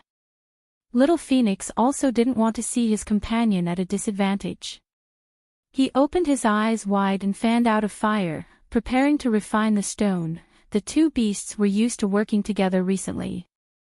Little Phoenix was responsible for burning the stone. When the stone started to smoke, Kieran would spray ice water at it. Under this alternating cold and hot attack, even if it was a piece of iron, they would still be able to break it into pieces. Now that it was a stone that attacked them, the two beasts were even more excited. Flames and cold water were sprayed towards the heavenly stone. Humph, it's just a stone. They didn't believe that they couldn't blow it up under the alternating cold and hot attacks. The heavenly stone had always been worshipped by everyone and was used to being arrogant. It didn't expect that it would be attacked as soon as it appeared in this world. It was also angry and its body flashed with colorful lights, repelling the flames and water back. A bird, a beast, and a stone started to fight in the air. Ning Xuema wanted to stop them when they started to fight, but Shinjiuli stopped her. Let them play. He pulled her away from the battlefield and watched the fight. Ning Xuema said, "Great God, this isn't good, right?" while standing beside the great god to watch the fire. Ever since she reunited with the little Qilin and the little Phoenix, she hadn't really seen them fight. Now, she wanted to see how much their martial arts had improved. It was a rare opportunity, the wind and water's fire. Ning Xuema didn't forget to comment. Kieran has grown up in these few hundred years. I remember that when I left it, the water it sprayed out was only as thick as a bowl, but now it's as thick as a bucket. It just needs to control its strength. Little Phoenix is also not bad. This child has become more courageous after following Kieran.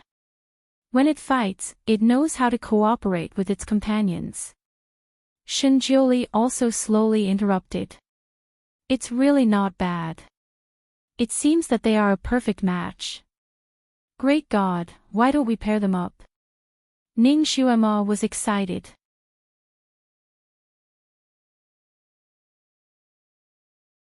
Chapter 26:15. It's better to let nature take its course. Shinjiuli tapped the flute on his palm. Great God, the heavenly Tao stone said that you need to help 3 couples. Maybe Kieran and Little Phoenix are one of the couples. They are a good match. If a Phoenix and a Kieran become husband and wife, what kind of children will they have? A Kieran with Phoenix wings. Or a Phoenix with a Kieran's head? Shinjiuli was speechless. Her imagination was extraordinarily rich. Hey, if you don't ask these two to stop, I won't be polite anymore. The heavenly Tao stone suddenly scrolled in Ning Xuema's mind.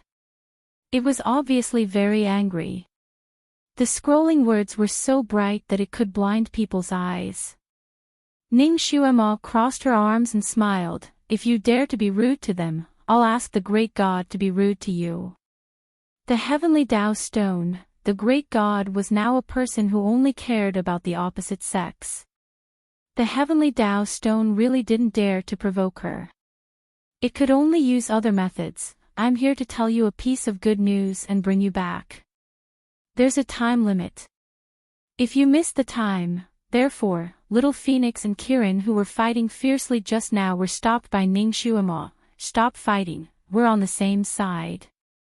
Little Phoenix, Kieran's eyes widened and blurted out, Master, how did you become on the same side with a broken stone? Little Phoenix also joined in the chaos. Yes, this stone is so abnormal, and it doesn't look good. These two sentences completely offended the heavenly Tao stone.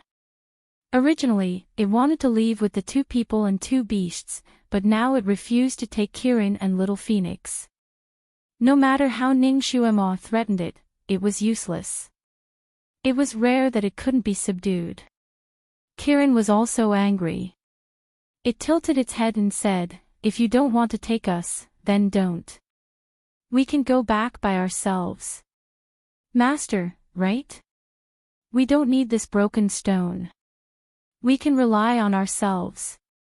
Shinjioli looked at it and said calmly, "I didn't expect you to have such ambition." Kirin raised its head. Of course. It did not want to be looked down upon. Little Phoenix also put in a good word for it. "Master, its ability to recognize the way is very strong. We have been to many places in the past few years, and we have not gotten lost many times." Shinjioli looked at the two of them and tapped the Kirin scales with his flute. "Very good. Then you can go back by yourselves." Kirin, Little Phoenix, Kirin could not take back what he had said. They could only watch helplessly as Shinjioli held Ningxiuma's hand and entered the stone, disappearing without a trace. How unkind. How could he abandon such loyal creatures just like that? Kirin clenched his claws and stared at the rock. It didn't matter, even if it didn't go in, it could still quietly follow the same route as the stone. It and Little Phoenix could still go back. Its current speed was nothing to scoff at. The heavenly Tao stone lit up and suddenly flew out, shooting straight toward the eastern sky. Little Qilin called out to Little Phoenix and immediately followed. They also increased their speed to the extreme. Kirin narrowed its eyes proudly when it saw the stone flying in front of them. Suddenly, the stone circled in place, as if it had some malfunction, and fell straight down. Poof! It plunged into the snow and disappeared without a trace. Master and the others will be fine, right? It knew that this stone was not reliable.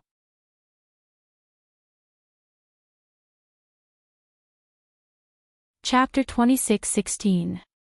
Little Qilin jumped in fright. It retracted its wings and also plunged down. A moment later, Kirin came out of the snow, its eyes full of doubts. "Did you find Master and the others?" Little Phoenix, who was waiting on the ground, rushed over. "No. I saw it fall down. But I looked for it for a long time, and I couldn't even find its shadow. I didn't even see the passage it went through. Then what should we do?" Little Phoenix was anxious. "Don't worry, let me think of a way. Maybe the stone is really something, and it's petty and doesn't want us to follow it, so... Forget it, we'll find our own way back. You follow me, don't run around." Kirin took on the responsibility of a man. Oh. Little Phoenix still trusted it. The bird and the beast began to find their own way, in the crystal hall in the belly of the heavenly stone. Shinjioli and Ningxiuema sat opposite each other. The heavenly stone had recovered well recently. Although it was running at a high speed, Ningxiuema and the others didn't feel any turbulence. Shinjioli even set up a chessboard and asked Ningxiuema to play a game. Ningxiuema was a little worried about Kirin and the others. "Guru, what if they can't find their way back if we leave them like this?" Shinjioli tapped on the chessboard and analyzed for her. "Didn't you want to pair them up? Now we're giving them a chance. That stupid Kirin will only grow quickly when it has no one to rely on." Ningxiuema thought so too. Kirin had indeed grown a lot after being separated for so many years. He was also more responsible than before. In her mind, Kirin and Little Phoenix were like children. She didn't want to let them go.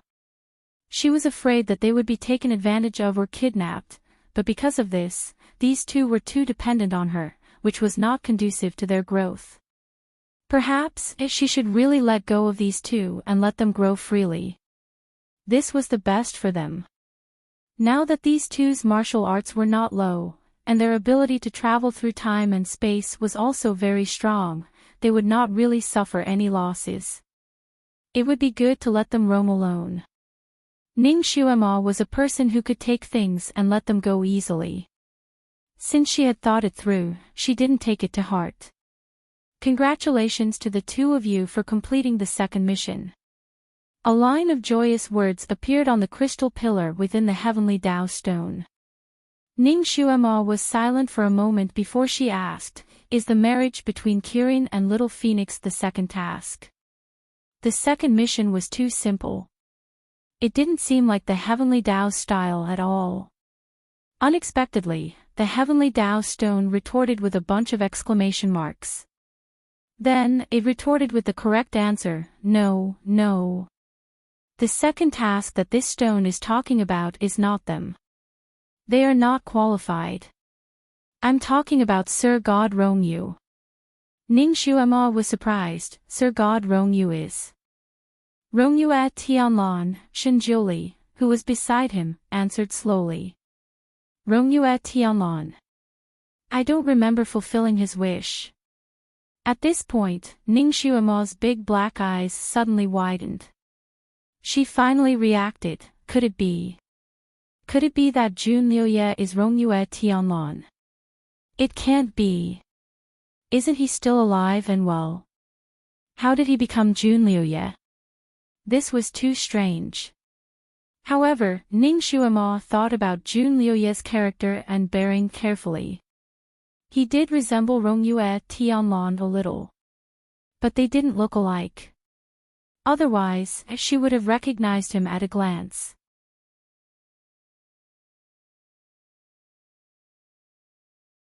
Chapter 26:17. Shinjiuli tapped the chessboard with his finger and said, "Play this game with me and I'll tell you." Ning Xuema's curiosity was piqued. She immediately grabbed a chess piece and said, "Come on." The two of them played the game very quickly. Ning Xuema also lost very quickly. After one game, Ning Xuema pushed the chessboard and said, "Guru, tell me. What's going on?" Shinjiuli was too lazy to talk. He waved his hand, and a white light flashed. The crystal pillar next to them flashed some images like a movie screen. Under a bright red swaying tree, two people were sitting opposite each other and playing chess. One was wearing a white robe and the other was wearing a blue robe. Both of them had outstanding looks and an outstanding bearing.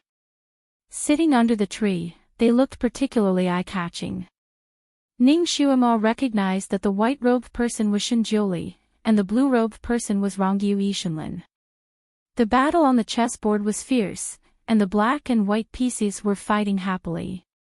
The chessboard was like a battlefield, and it was also particular about the arrangement of troops. The chess player was like the marshal controlling the troops. Shinjiuli's white pieces already had the advantage, and Rongyu Yishinlin's black pieces were stubbornly resisting. Suddenly, Shinjiuli seemed to have sensed something. He waved his sleeve, and a water mirror appeared in front of him. The water mirror showed the scene of Dizun appearing in the cities of various countries. Of course, the Dizun that appeared in the water mirror was Shinjiuli's substitute, Wuemo. He sat in a palanquin, and his bearing were not much different from Shinjiuli's. The commoners outside knelt down to welcome him, and the scene was very solemn and grand. Rongyu Yishinlin also took a look at the water mirror. She waved her fan and smiled. "Diswa, you've done a good job as a substitute. However, there's something I don't understand, and I want to ask you for advice." Shinjiuli turned the chess piece in his hand and didn't raise his head. "Speak." "Diswa, if you want the commoners to live and work in peace, why not unify the continent? There will be fewer wars. Once the mainland is unified, there will be no competition. The regime will decay and decline, and the people will have no way to make a living. Once the corruption reaches the extreme, the people will have no way to survive and will rise up in revolt. At that time, the warlords will be divided and there will be endless chaos. It's better to have three sides." It was rare for Shinjiuli to say so much. Rong Yuetian put down a chess piece. He did not agree with Dizun's argument. The two of them continued to play chess while debating, but neither of them managed to convince the other. In the end, Rongyue Tianlong chuckled. If I am reincarnated as a human, I will definitely unify the mainland and create a peaceful and prosperous world. Shinjioli casually placed a piece to decide the outcome.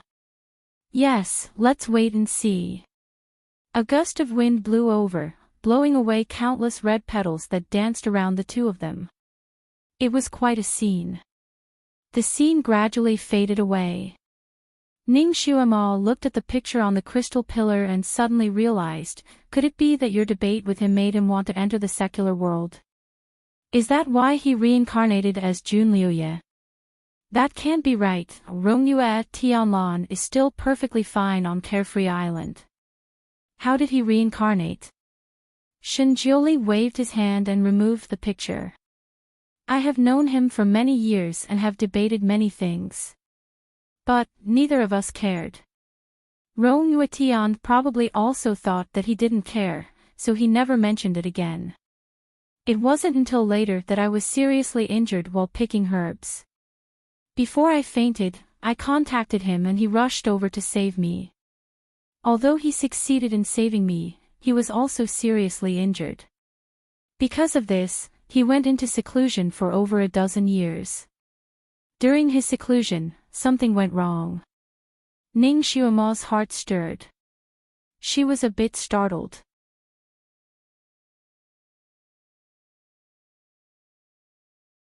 Chapter 26:18.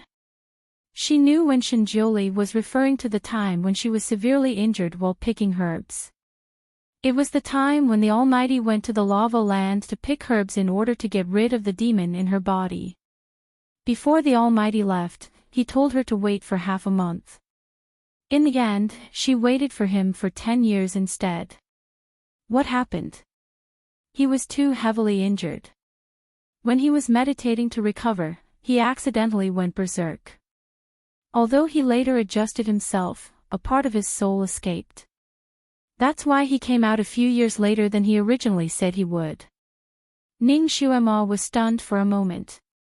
The part of his soul that escaped couldn't be Junliuye, right?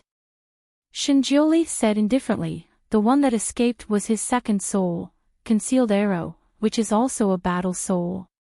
Perhaps the debate between him and me that day caused this soul to become obsessed, so it floated to this cloud underworld continent and reincarnated as Junliuye. Since he's a part of Rongyu's soul, why doesn't he look like her at all? Ning Xuemo asked. The soul has no appearance. Since he was reincarnated, he naturally resembles his parents in this life. It's normal that he doesn't look like his original body. So that's how it is. Since he was reincarnated as a battle soul, his natural mission was to become famous through battle. In his heart, the empire would always be first. That's why Jiyu ended up like this. Ning Xuemo finally understood the ins and outs of the matter. She couldn't help but sigh. Fate makes fools of people. No wonder this Junliuye inexplicably believed that the great god had a resurrection technique. It turned out that he used to be the great god's old friend. In this life, he came into this life because of the great god. No wonder he was also counted in the great god's account, allowing him to set things right. She seemed to have thought of something. Since he's the reincarnation of Rongyu's soul, does his death mean that he's returned to his original body? Shinjioli poured 2 cups of tea out of nowhere and handed one to Ning Xuemo. He then lazily replied, whether he's returned or not, we'll know when we see him. Alright, Ning Xuemo didn't want to delve into this question. She was going to see him in person soon anyway. She had another question. Great God, when did you realize that he was Island Master Rongyu? Shinjioli said, not much earlier than you. After entering his dream. Although the Almighty was a highly intelligent person, he didn't really care about mortals. He couldn't be bothered with most things. Unless someone did something that really piqued his interest, he would thoroughly investigate and deduce. Ning Xuemo didn't think that she would see Rongyue Tianlong so soon. She had only taken a nap, and as she awoke she discovered that she was standing in a square of carefree island that was covered with all sorts of strange flowers and plants. She felt that the stone was trembling, as if it was frightened by something. She curiously looked outside through the crystal and saw Rong Yuetian carrying a bright chisel and walking around the stone. She looked quite excited and was even muttering, "This stone actually emerged from the ground on its own. Looking at it, it looks like it's carrying precious jade. Could it be that it's automatically sending money to me? Would this island master be able to cut out a peerless piece of jade with a chisel? Perhaps it's another jade annulus of He clan." Ning Xuemo, the heavenly Tao stone, could no longer remain calm. It hurriedly sent out a line of words. "Hurry up and leave." Shinjiuli wasn't worried at all. He tapped the crystal with his flute and said, "You don't usually show your face, so why did you suddenly come out of the ground?" The heavenly Tao stone nearly cried. "I wasn't careful and drilled over the top." As Rongyue Tianlan's chisel was about to sink in, the heavenly Tao stone recklessly opened an exit.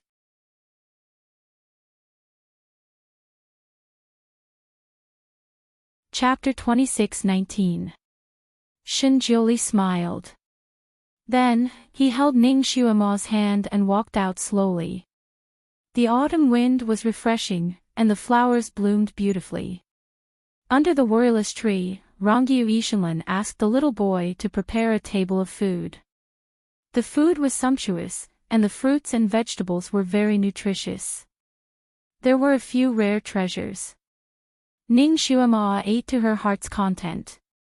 Shinjiuli saw that she ate to her heart's content, so he was satisfied too. Rongyu Ishinlan had already put away his chisel. At this moment, he was waving a fan. "Are the two of you satisfied with the food? Can you satisfy my curiosity? The two of you obviously returned to Buddha Lotus Mountain to see your disciples. How did you come out of the stone in the blink of an eye? That stone, is it a female?"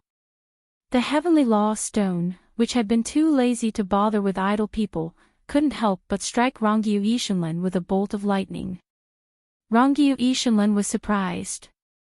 He waved his fan, and the bolt of lightning struck his fan. With a swoosh, a hole appeared on the surface of the fan. Rongyu Ishinlan's fan looked ordinary, but it was actually a treasured fan. Not to mention the other flashy functions, its sturdiness alone could defeat all shields. No divine weapon would be able to leave a single mark on it. Now, it was burned by a bolt of lightning from a stone. Rongyu Ishinlan was so distressed that he wanted to kick the stone to the sky. Where did this stone spirit come from? Rongyu Ishinlan looked at the heavenly law stone unkindly. "Tell this ignorant person that I am the heavenly law stone. The one in charge of the heavenly law. Not some stone spirit. Stone spirit is not even fit to wipe my shell." The heavenly law stone kept saying to Ning Xuemo and Shinjiuli in their hearts. Ning Xuemo smiled and said, "Didn't you say that your identity shouldn't be revealed in this world? Why are you letting me say it now?" The heavenly law stone was speechless. It was depressed. Suddenly, it drilled into the ground and disappeared in the blink of an eye. Rongyue Tianlan looked at her own piece of land that didn't even have an ant's nest left behind. She then looked at Shinjiuli and Luo Binghe. "Both of you, can you tell Xiao Xian what's going on? Where did the stone go?" He could see through all invisibility spells, so the stone should not be invisible. Shinjiuli didn't care. "Don't worry about it. It's going to conserve energy." If Shinjiuli didn't want to talk about it, even a diamond drill wouldn't be able to pry it open. Rong Yuetian had no choice but to give up. The three of them drank for a while. Ning Xuemo looked at Rongyue Tianlan's blue robe that was faintly inlaid with gold. She smiled and said, "Island Master Rongyue, you look quite shiny today." Shinjiuli turned the wine glass and looked at Rongyu Tianlan up and down. He said slowly, Rongyu, congratulations on successfully passing the tribulation and becoming a mighty immortal. Rongyu Tianlan rolled up her sleeves. Thank you, thank you. Ning Xuemo thought of the extremely abnormal thunderbolts and lightning that she saw when the Wangchuan Peak collapsed in Jiyue Nation. Her heart skipped a beat. Could that lightning be the thunder of his tribulation? The commotion caused by the battle was truly huge. She didn't know if his original body was struck by lightning. Ning Xuemo looked at Rongyu Tianlan's expression and asked the question in her heart, were you struck by lightning during your tribulation? Rongyu Tianlan pondered for a while. She rubbed the space between her eyebrows with her fan. This matter is a little strange. I was supposed to be struck by golden lightning when I passed the tribulation to become a mighty immortal. However, maybe because I wasn't on the mainland, I was only struck by lightning in my dream. What's more strange is that in my dream, I was still fighting with my strength to attract the lightning. It was as if I was seeking death.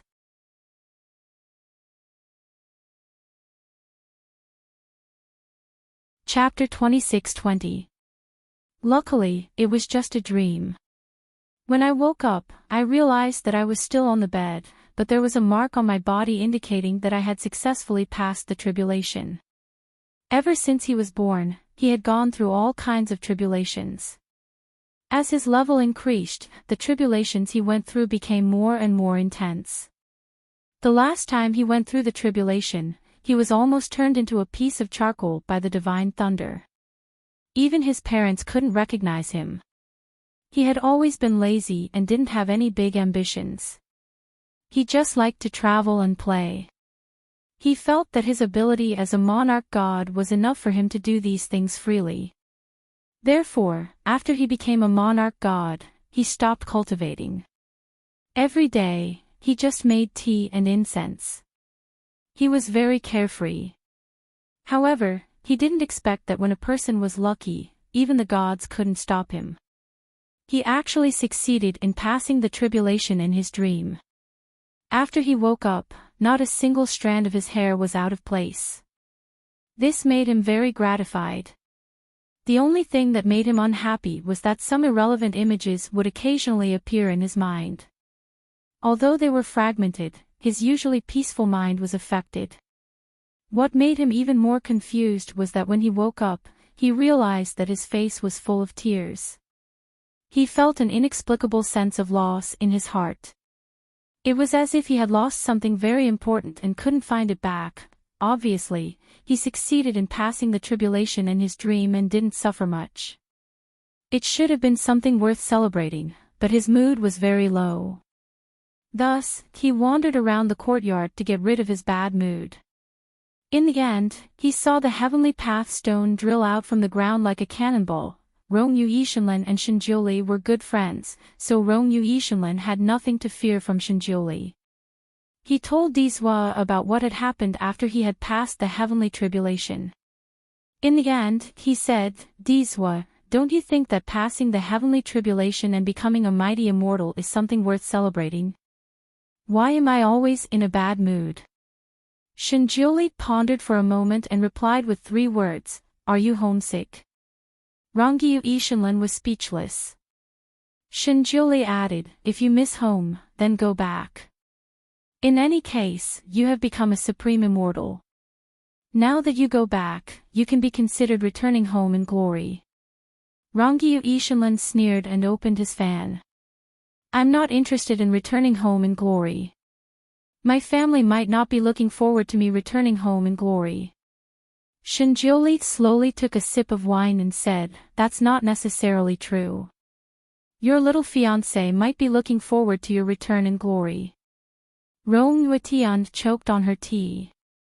A moment later, he rubbed his forehead and helplessly said, Dizwa, you are making fun of Xiao Xian again. That girl's milk is still there, so do you know what it means to return home in glory? Shinjiuli looked at him thoughtfully and didn't say anything. Rongyue Tianlan was a little flustered by his scrutiny. She tidied her clothes and asked, why is Dizwa looking at me like that? Shinjuli leisurely sized him up from head to toe, and then from toe to head. Only then did he slowly open his mouth and say, "From what I see, there should be a red Luan star movement in you recently. The peach blossoms should be blooming soon." Rongyue Tianlan waved her fan and smiled elegantly. "I won't hide it from Dizhua. This little deity's luck with women has always been flourishing. Every time I go out, I always attract one or two." Shinjioli said, "The peach blossoms this time are different. Your fated one should be arriving." Rongyue Tianlan was startled. He knew that Shinjioli was proficient in algebra, and nothing that he said wasn't true. Rongyue Tianlan immediately became interested. "Then may I ask Dizhua, who is this little deity's fated one?" As he asked this, a pale pink figure flashed across his mind. His heart inexplicably twisted.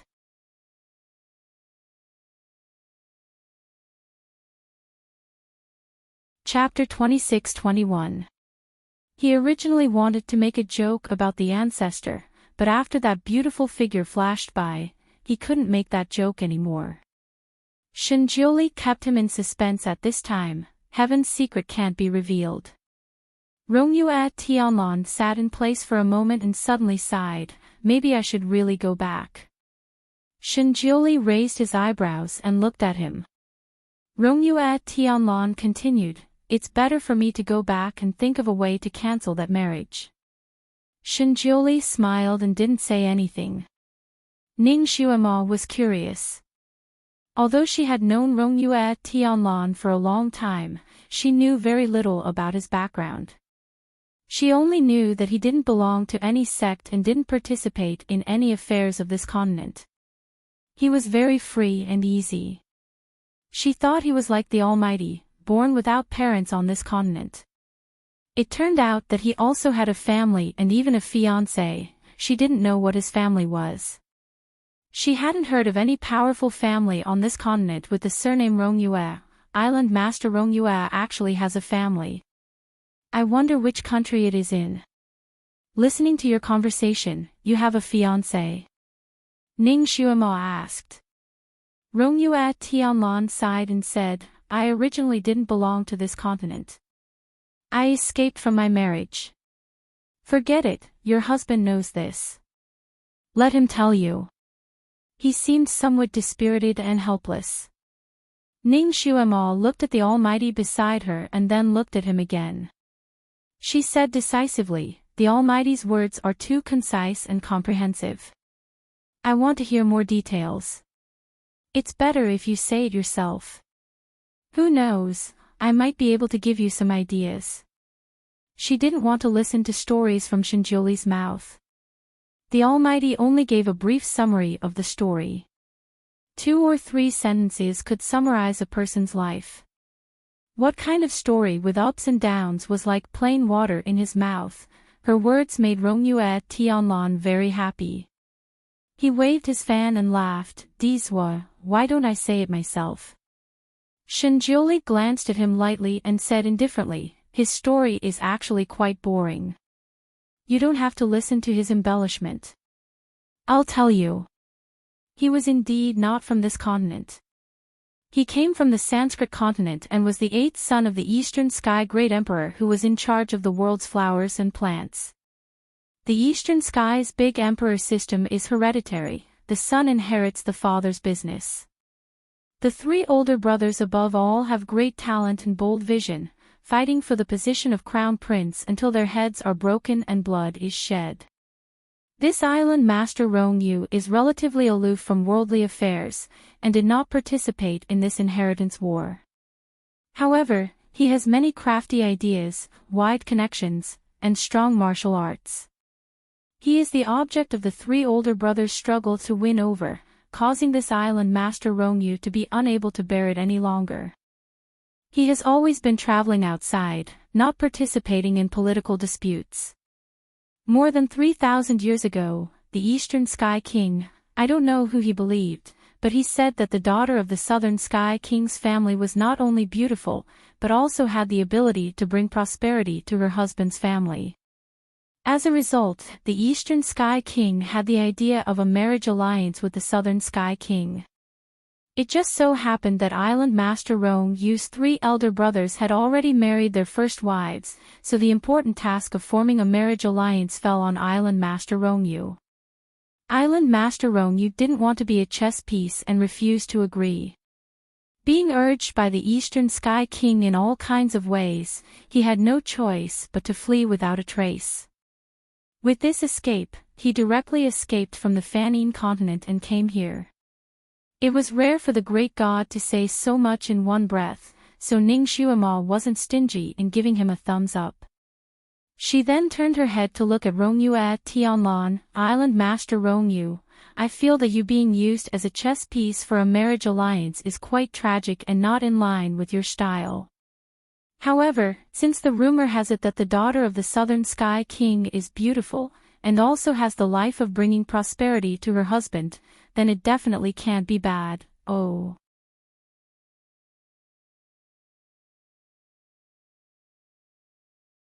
Chapter 26-22. Island Lord Rongyue, I think it's sad that you were used as a chess piece in a marriage alliance. It doesn't suit your style.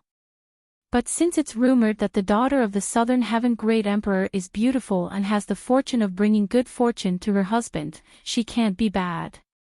Maybe she's the most beautiful woman in the world. Why don't you meet her first? Maybe she's really the right person for you. Rongyue Tianlan sneered, beautiful.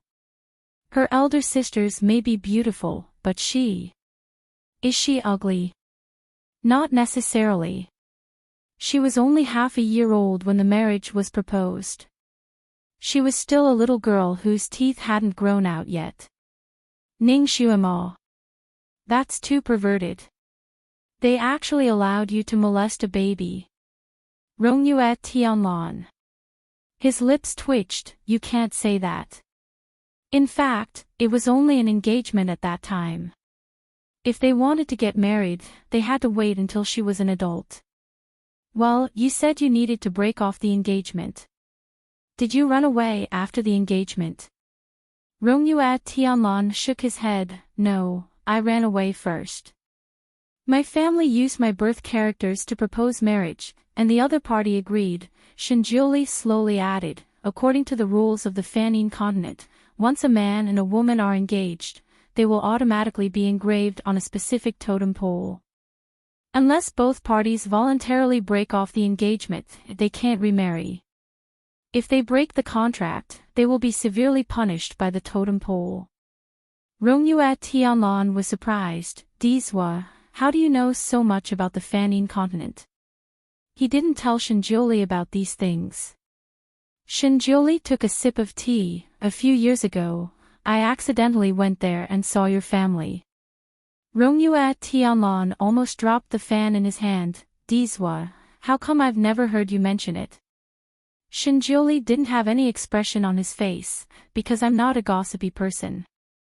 Rongyue Tianlan, Shinjiuli leisurely added, since you're curious, I'll tell you more.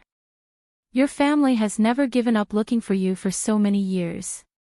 The little princess engraved on the pillar of marriage with you is also looking for you while gnashing her teeth. Rongyue Tian was puzzled. She's just a little girl who hasn't even shed her hair. Why is she looking for me? Shinjiuli placed the flute in his hand on Rongyue Tianlan's shoulder and said earnestly, she also wants to break off the engagement with you. Also, she is now 3,000 years old. In the Fanine continent, this age is already considered an old lady. Now that you have escaped, you are free and unfettered, but she has no choice but to live in the name of your fiancé. When you escaped back then, in order to make the marriage proposal go smoothly, your imperial father said that you were only going out to study and would return in 300 to 500 years. Later on, he said that you were in a critical stage of cultivation and dragged it on for another few hundred years. Just like that, the princess has turned into an old maid. Ning Xuema was indignant on behalf of the girl. Rongyue, you are too unkind. You forcefully dragged a cute little girl into an old maid. This hatred isn't small. You can't blame her for gnashing her teeth and looking for you. Shinjioli flicked his sleeves and added fuel to the fire. It's fine if it's just dragging her into an old maid. The most terrible thing is the rumors about her. What rumors? Ning Xuema echoed him. Because he ran away from the marriage and didn't come back for thousands of years, the people of the Fanine continent spread rumors that this girl must have a hidden disease that can't be seen. She actually made her fiancé run away from the marriage and not come back for so many years.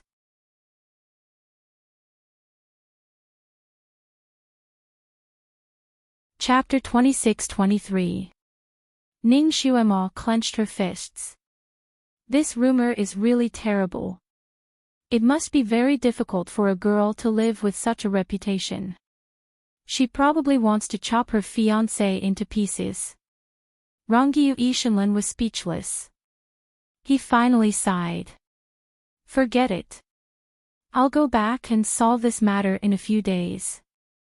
Actually, 3,000 years old is not considered an old lady. As long as this engagement is cancelled, she can still find a good family to marry. Shinjioli asked him, You haven't even seen the girl, and you've already made up your mind to cancel the engagement. Rongyu Ishinlin was stunned. The figure of the girl in pink flashed across his mind again. He couldn't see the face of the girl in pink clearly, but he inexplicably agreed with her. He felt that if his red one star really moved, it should be because of the girl in pink. Then there was no need to delay the other girl. After all, the girl was also innocent. When he went back, he would explain this matter while canceling the engagement. He would tell the world that it was his fault and not the girl's fault. If possible, he could also be a matchmaker for the girl. He had many friends in the Fanine continent, and there was no lack of outstanding young talents among them. Since you don't mean to, then there's no need to meet. Rongyu Ishinlin's answer was straightforward. Even though he felt sorry for the girl, he could only cut the Gordian knot. The banquet didn't end until the moon rose in the east. Early the next morning, Rongyu Ishinlin came to Shinjioli with 2 dark circles under his eyes. He entrusted all the flowers, birds, insects, and fish on his island to Shinjioli as if he was an orphan. He was afraid that Shinjioli didn't understand these things, so he made a detailed list of all kinds of taboos. Ning Xuema looked at the lines of words and felt a little dizzy. Island Lord, are you going to be gone for a long time? Rongyu Ishinlin sighed. The Fanine continent is a little far from here. It will take a few months on the road. Besides, canceling the engagement will implicate some people. I have to deal with it properly before I can come back. When are you leaving? Shinjioli didn't look at the list. Now. Rongyu Ishinlin bowed to Shinjioli, turned around, and strode out. It turns out that he's also an impatient person. Ning Xuema couldn't help but laugh. He actually came back just like that. He's probably afraid of wasting a day of the girl's youth, Shinjioli replied. He's been delayed for more than 3,000 years, so he's not in a hurry. However, Almighty, his battle's soul should have returned, right? He had already succeeded in transcending the tribulation. But from the looks of it, he doesn't seem to remember Gu. Ning Xuema thought of the pitiful girl and felt a little sad. Once the soul returns, it will not have any memories. It's not strange that he doesn't remember. Shinjioli explained to her. Then their story will truly come to an end there. What a pity. I always thought that they would have a happy ending. Ning Xuema sighed. Shinjioli held her in his arms and said, 9 out of 10 things in the world don't go your way. How can there be so many beautiful flowers and full moons? Sigh, I can only blame Jun Liuye for being too greedy for power and being too jealous. If he had quietly told Gu when he was supervising the execution of Gu Nation's monarch and his wife, she wouldn't have gone crazy. Maybe they could have been loving each other for the rest of their lives. Even if it was because of jealousy that he didn't say anything in advance when he wanted to punish her, he should have exposed Ji-Yu's conspiracy when she came to find him after she woke up.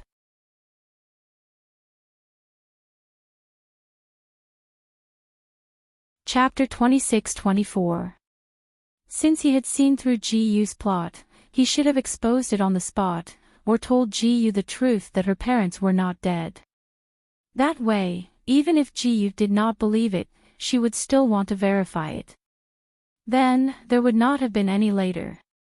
However, after he saw through it, he immediately came up with another plan.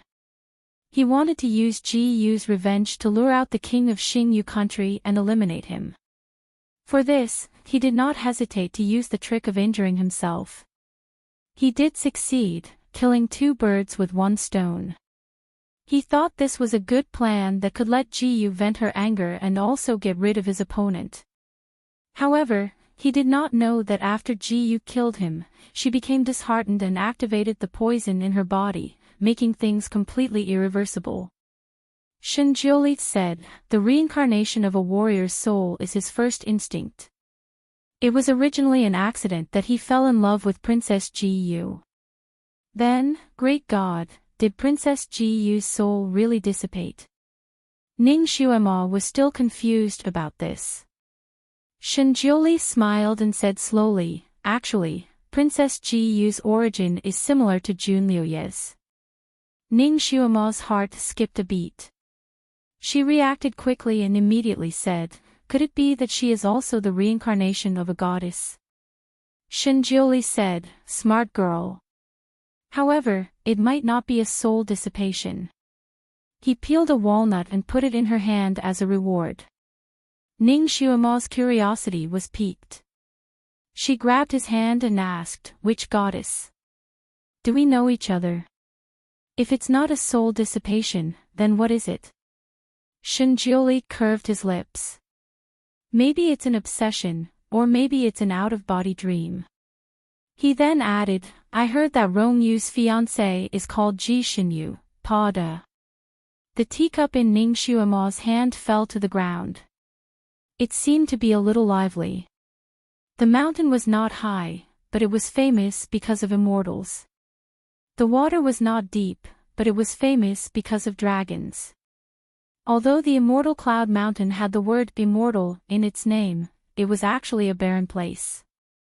Throughout history, only demons and devils resided there. Occasionally, an immortal would appear, and they were all here to vanquish demons and devils. In the depths of the immortal Cloud Mountain, there was a coiling dragon stream. Within the coiling dragon stream, there was indeed a flood dragon that was said to have cultivated for 1,000 years. This flood dragon was a passing flood dragon. It came here a year ago. Probably because the scenery here was to its liking, it actually stayed here and didn't leave. This flood dragon was extremely ferocious. It had the ability to spit out clouds and mist. Whatever it saw, it would swallow. Most of the creatures in the mountain had been swallowed by it.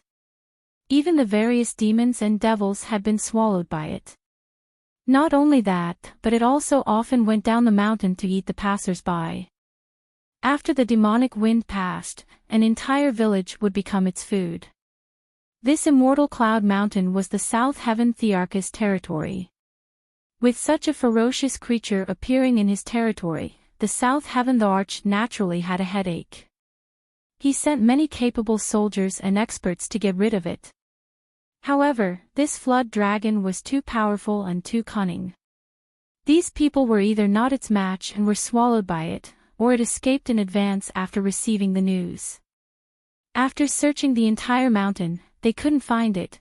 In this way, this flood dragon became a huge problem for the South Heaven Thearch. However, he didn't have a way to get rid of it. He could only order all the villagers within a dozen miles of the immortal Cloud Mountain to be moved out. The immortal Cloud Mountain was also strictly prohibited from entering and exiting. The South Heaven Thearch's side was proficient in fire techniques. However, this flood dragon was of the water element. Moreover, this water element was not small. Water could suppress fire, so the people on the South Heaven Thearch's side suffered a lot from this flood dragon. The South Heaven Thearch had 4 daughters. The eldest and second daughters were all married, and they married very well.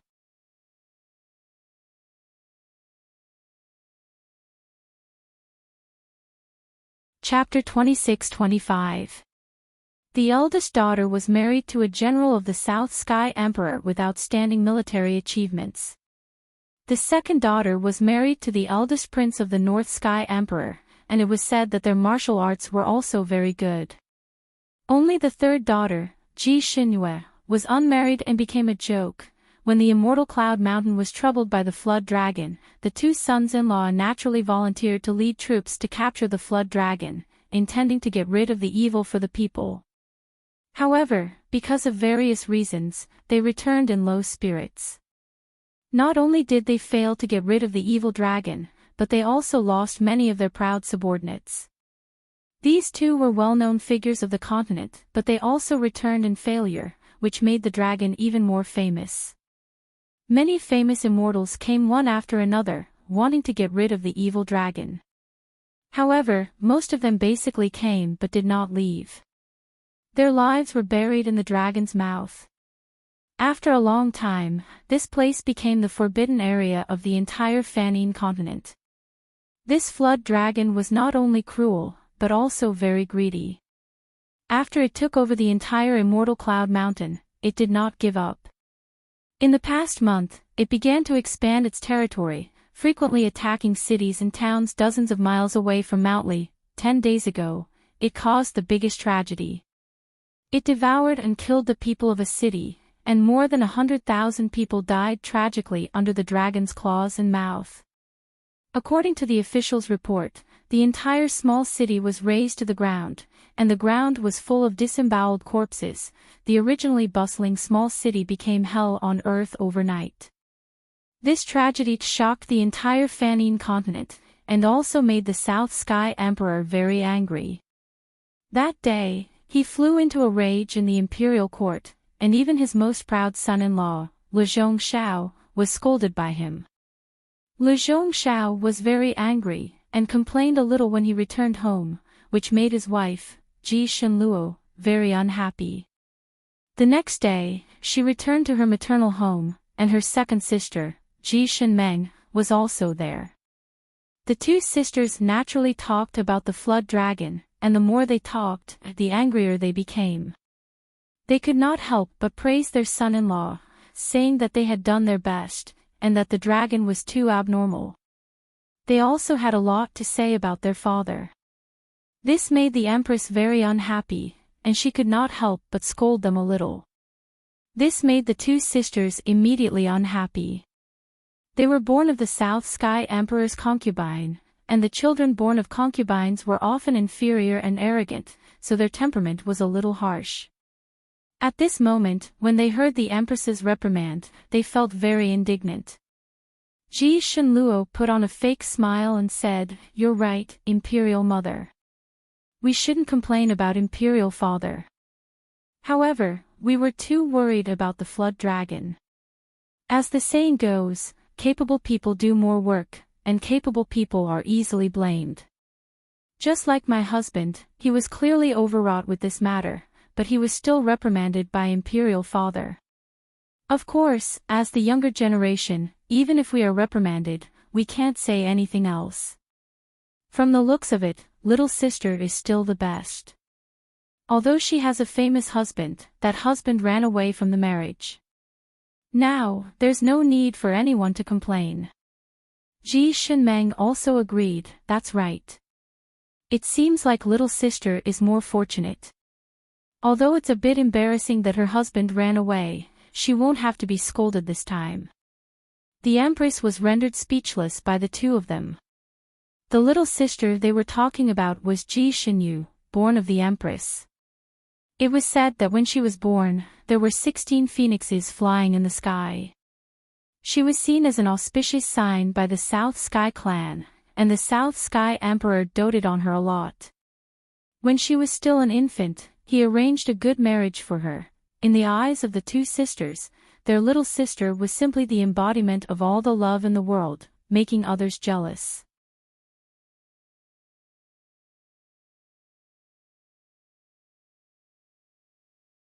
Chapter 26-26.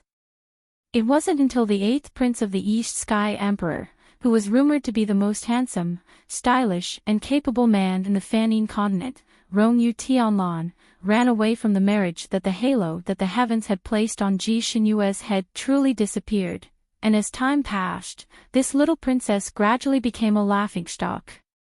No matter where this little princess went, she would receive people's pity or gloating gazes, as well as all kinds of unbearable rumors. Of course, more than half of these rumors were secretly spread by Ji Shenluo and Ji Xinyue. What Ji Xinyue was unbearably rude, what Ji Xinyue had a hidden illness, what Ji Xinyue was destined to bring bad luck to her husband and children, this rumor spread more and more widely, directly turning Ji Xinyue, a proud daughter of heaven, into a joke of the Nantian clan. Gradually, even the Nantian emperor didn't like this third daughter very much, and even became cold to Ji Xinyue's birth mother, the empress. He treated Ji Shenluo and Ji Shenmeng better and better, and doted on their mother, consort He. If it wasn't for the fact that he couldn't find the empress' fault, and that the empress's family was quite powerful in the Fanine continent, the empress's position would have been snatched away by consort He. The empress and her daughter had a delicate position in the palace, and the empress could only tolerate these two princesses who weren't her own. This time, if it wasn't for Ji Shenluo and Ji Shenming's words, the empress wouldn't have interfered. Now that she was refuted by the two women's strange words, she actually had nothing to say, and was so angry that her face faintly turned green. She could only rejoice in her heart that her daughter wasn't in the palace and didn't have to listen to the two sisters' nonsense. The daughters of the Nantian clan were only considered adults when they were 1,000 years old. When Ji Xinyue was 500 years old, she gradually became a laughingstock because of Rongyu Tianlan running away from the marriage, and was often laughed at by her sisters in the palace.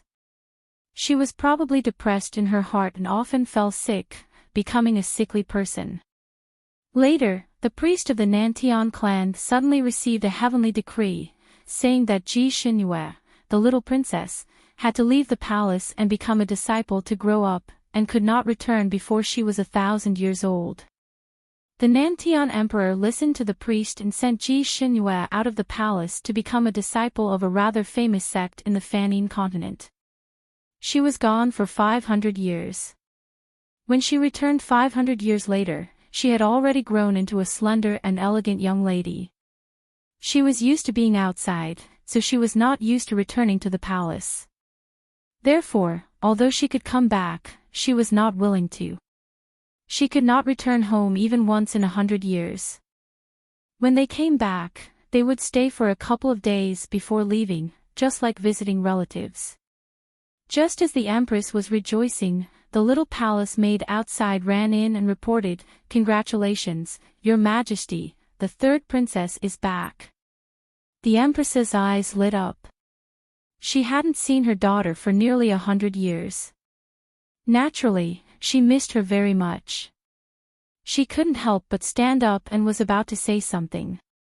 Ji Shenluo chuckled from the side, "Oh, third sister, you really came at a time like this." Ji Shenmeng also smiled and said, "Third sister probably heard about the flood dragon and came back to share imperial father's worries. What a pity. What was the use of a little girl like her coming back? If she could be more charming and attract her fiancé, maybe she could be of some use." "Second sister, don't joke. That divine Lord Rongyu has been missing for more than 3,000 years. If he wanted to come back, he would have come back long ago. Maybe he has already married and had children outside and forgotten about our little sister's marriage. It's just a pity that our little sister is still waiting for him."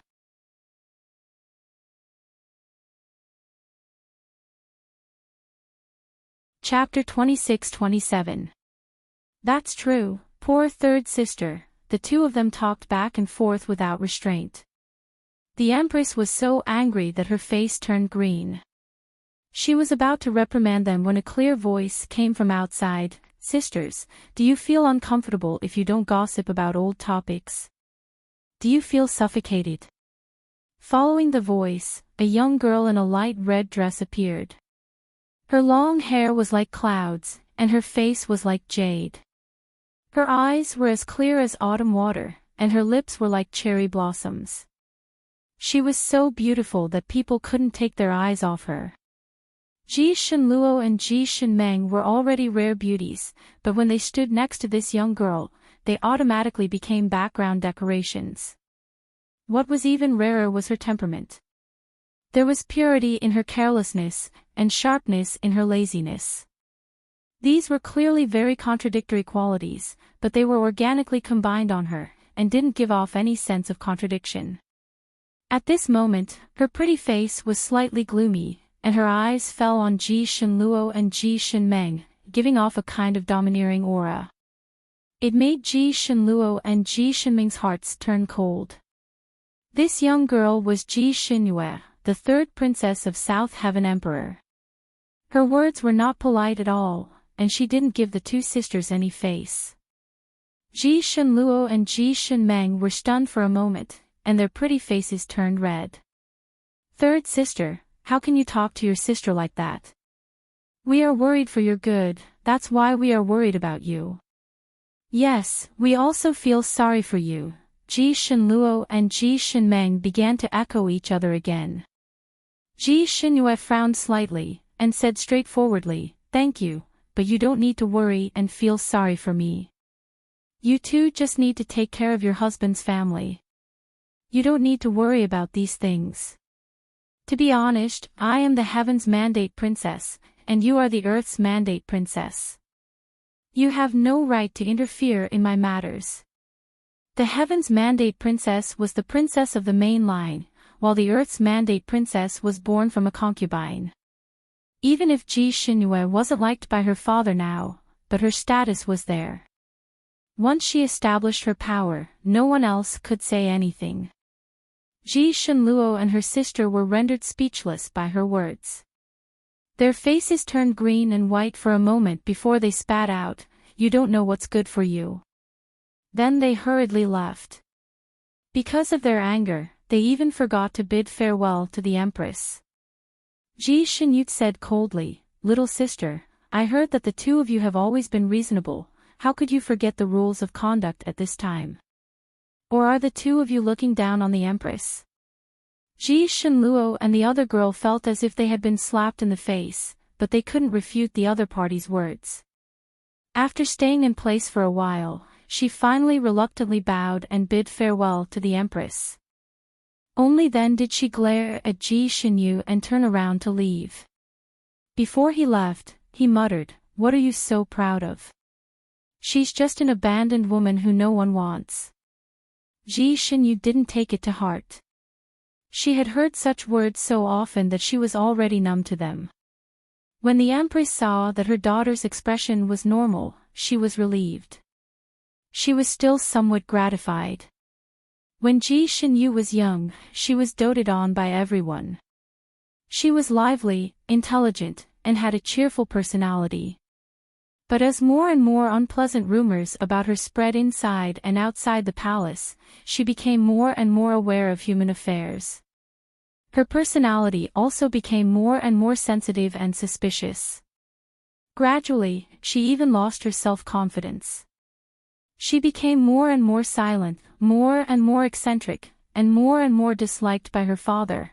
It wasn't until she left the palace that she came back as a different person after 500 years of learning outside.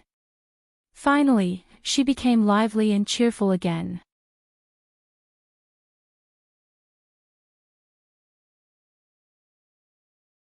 Chapter 26-28.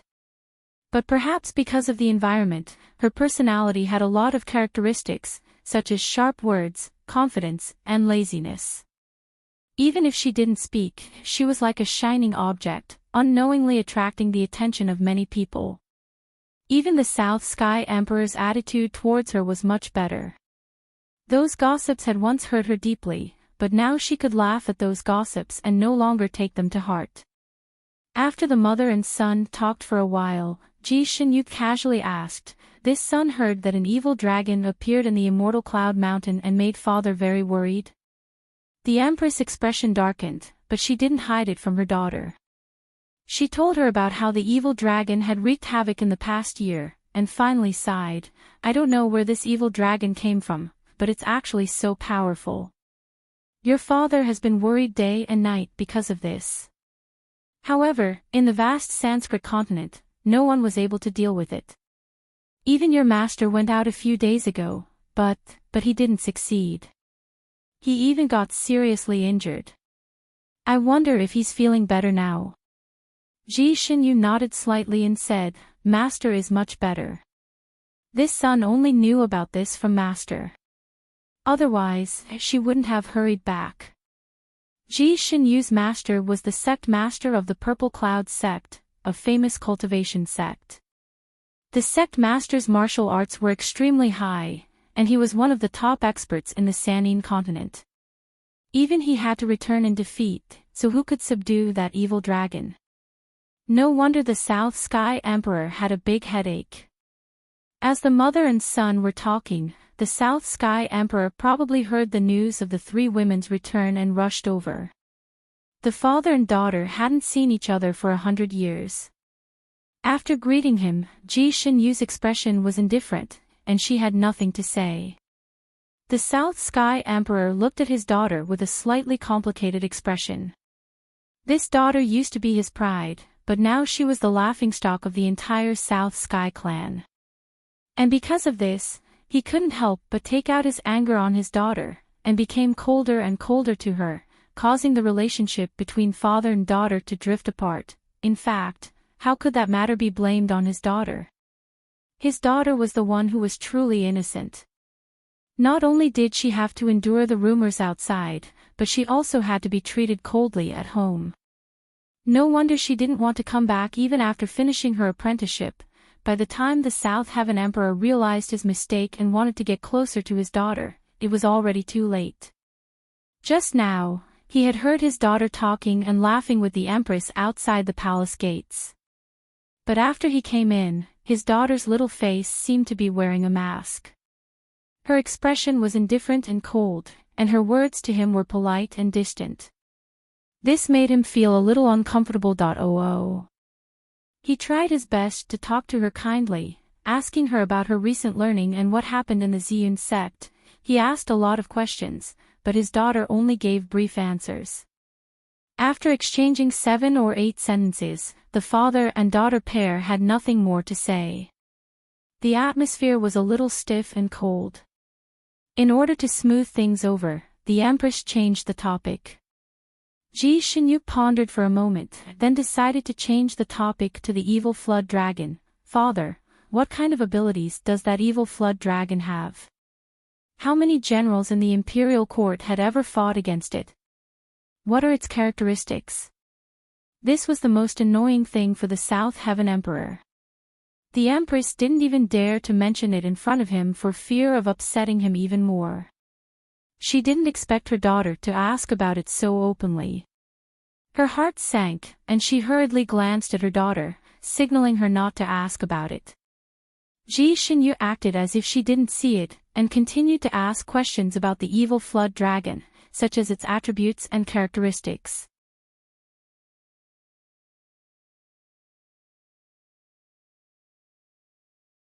Chapter 26-29.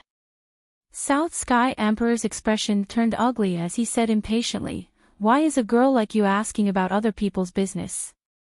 You should learn more about needlework from your sisters." Girls in this world also knew immortal spells, but most of them were related to needlework. For example, they could make the most beautiful brocade by forging heavenly shuttles, or they could make lifelike embroidery by cultivating divine needles, or they could make the most delicious dishes by cultivating culinary skills. Ji Shinyu's eldest sister and second sister were good at embroidery and cooking respectively.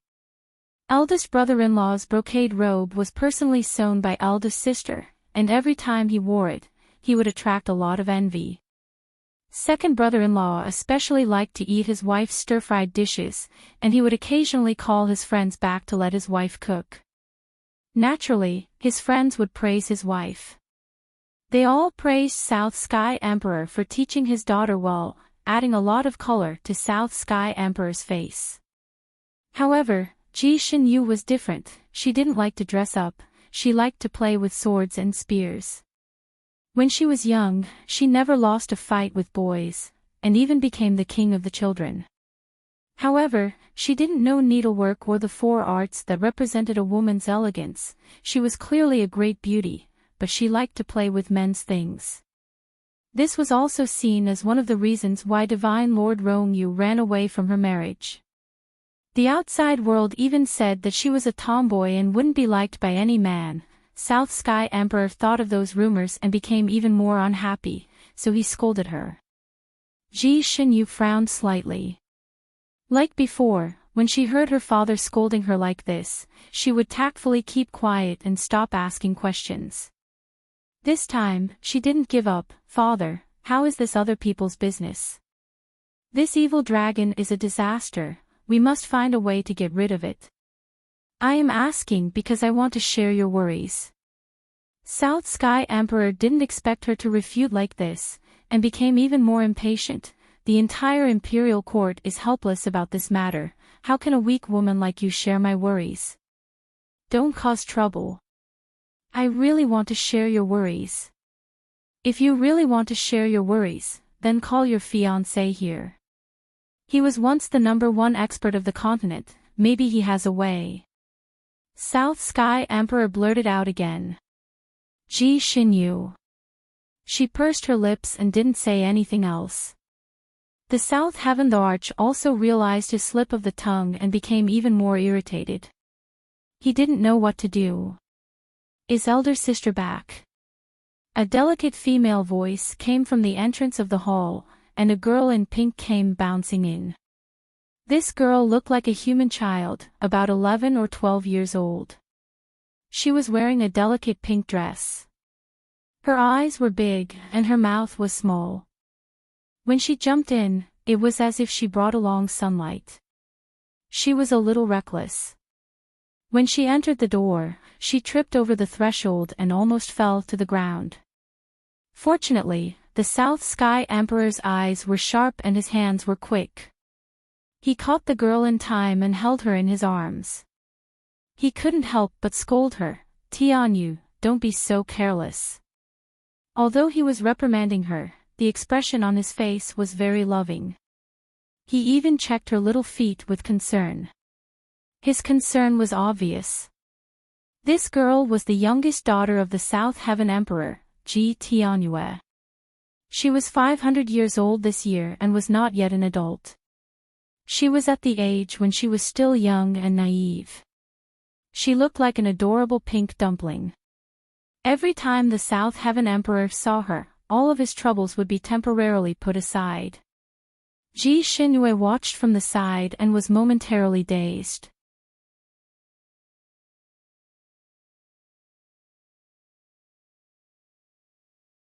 Chapter 26:30. Once upon a time, she was also doted on by her father, but Ji Tianyue slipped out of South Sky Emperor's arms and threw herself at Ji Xinyu, third sister. Ji Xinyu could only catch her. The little girl's round eyes looked at her with joy. "Third sister, you haven't been back for a long time. Tianyue has been missing you. Can you take me to play for a few more days?" Every time she saw this little girl, Ji Xinyu felt as if she was looking at herself when she was young. She was carefree and happy, innocent and pure like a transparent crystal. Perhaps only a child who had never experienced any hardships would be able to maintain such innocence, so she took extra care of this little sister and would take her to play for a few days every time she came back. Therefore, she agreed readily this time. "Okay."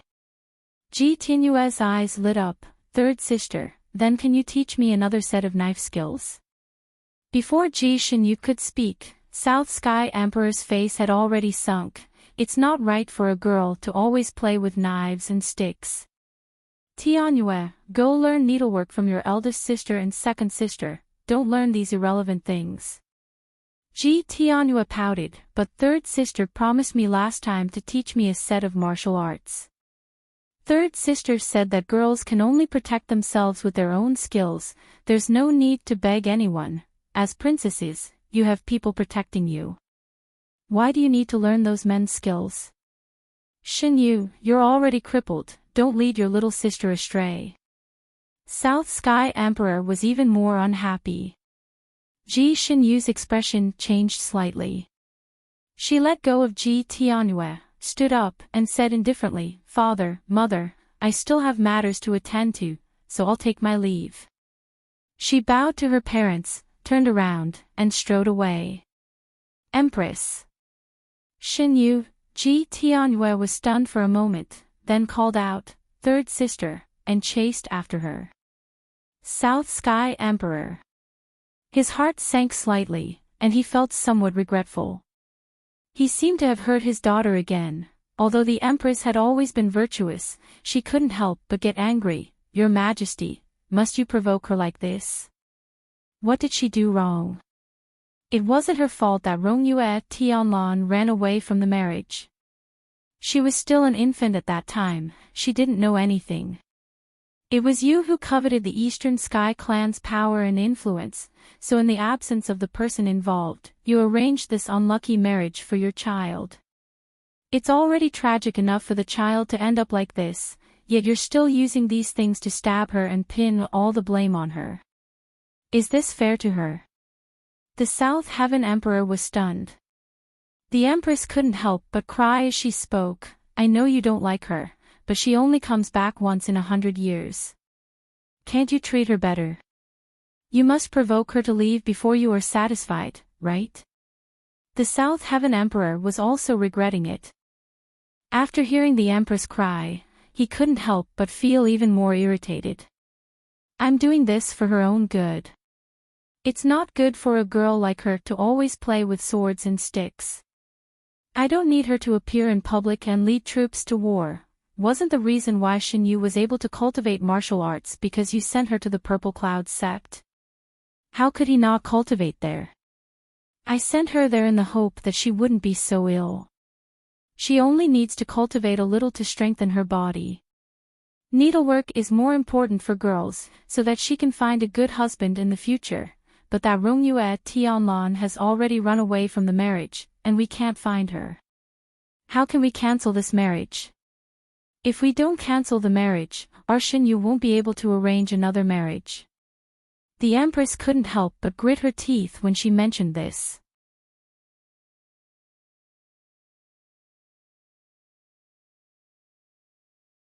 Chapter 26:31. The South Sky Emperor rubbed the space between his eyebrows. I have already discussed this with the East Sky Emperor. According to the rules of our Fanine continent, if the parties involved are not present, as long as the engagement exceeds 3,500 years and the marriage has not yet been consummated, the parents of both parties can cancel the engagement. At that time, the East Sky Emperor also feels very guilty about this matter. He has already promised me that after canceling the engagement between Xinyu and that little bastard, he will make the decision to arrange a good marriage for Xinyu. The East Sky Emperor has a distant nephew who is proficient in both civil and martial arts and holds an important position in the East Sky Clan. The East Sky Emperor wanted to betroth Xinyu to him. We have already asked around. That child is the same age as Xinyu, so he is indeed not bad. He was also worthy of Xinyu. It's just that our Mystic Moon continent doesn't do needlework all day long, and instead plays with swords and spears. In the end, it's not a problem. I was angry that she didn't fight, so I reprimanded her. She is also my daughter, how can I not love her? These words made the Empress feel a lot better. She said hatefully, originally, our daughter was the most outstanding. When she was just born, all kinds of auspicious signs appeared. Originally, it was the mother of the nation's destiny. At that time, there were many princes from several countries who came to propose marriage. If it wasn't for that Rongyue Tianlan, our daughter might have become the crown princess and been married for a long time. Now, she can only be the wife of a marquis. This Rongyue Tianlan has really made our daughter suffer." The South Heaven Emperor sighed and said no more. At that time, Rongyue Tianlan was a famous young genius in the Fanning continent. He had cultivated to the rank of a god at a young age. He was the most influential person in the continent and the man that thousands of girls in the continent wanted to marry the most. It was precisely because he was so outstanding that when the East Sky Emperor came to propose on behalf of his son, he did not hesitate to agree. Who would have thought? This topic was too heavy, so the South Heaven Emperor opened his mouth to say something else. Outside, the head eunuch rushed in and reported a shocking piece of news. The 8th Prince of the East Sky Emperor, Rongyue Tianlan, who had left home for more than 3,000 years, had returned. The South Heaven Emperor was so excited that his hands were shaking. That bastard was finally back. He immediately ordered the head chief, "Quickly invite the 3rd princess over."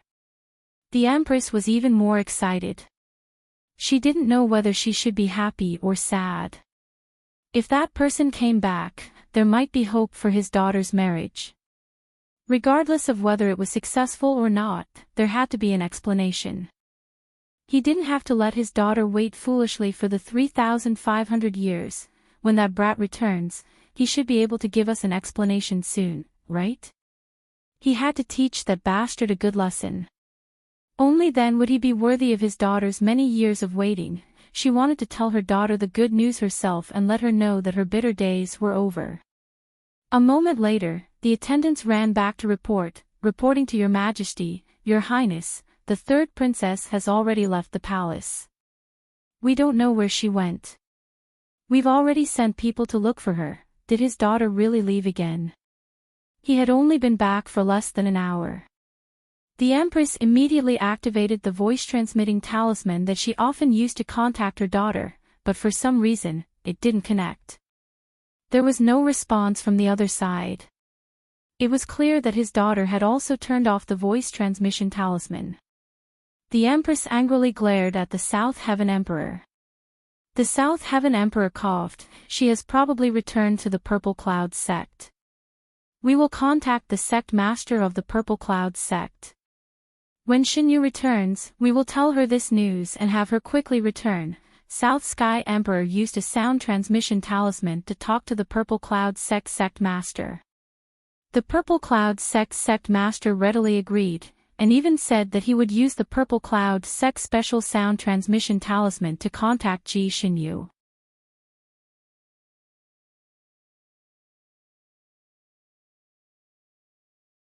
Chapter 2632. However, an hour later, the sect master of the Purple Cloud sect sent a message saying that he couldn't contact his disciple either. Ji Xinyu seemed to have turned off all her communication talismans. The South Sky Emperor panicked. Where could this child go? Could she be suicidal? She couldn't be, right? Perhaps this child had suffered too much in the past few years, but her style of doing things was actually calm. Normal things couldn't stimulate her at all. It was impossible for her to commit suicide after being reprimanded by her father. But why couldn't he contact her? The South Sky Emperor suddenly realized that he knew too little about this daughter of his. He didn't know her happiness, anger, sorrow, or joy, nor could he understand her emotions. He also didn't know if this was common. He could only contact the sect master of the Purple Cloud sect. The sect master told him that Ji Xinyu was very independent. She often went out alone to train. Sometimes, when she was fighting monsters or focused on something, she would turn off all her communication talismans. This was very common for her.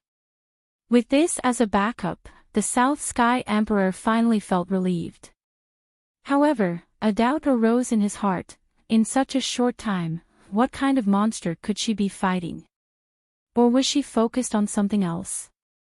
A few stars hung in the sky, and a golden crescent moon hung diagonally in the sky.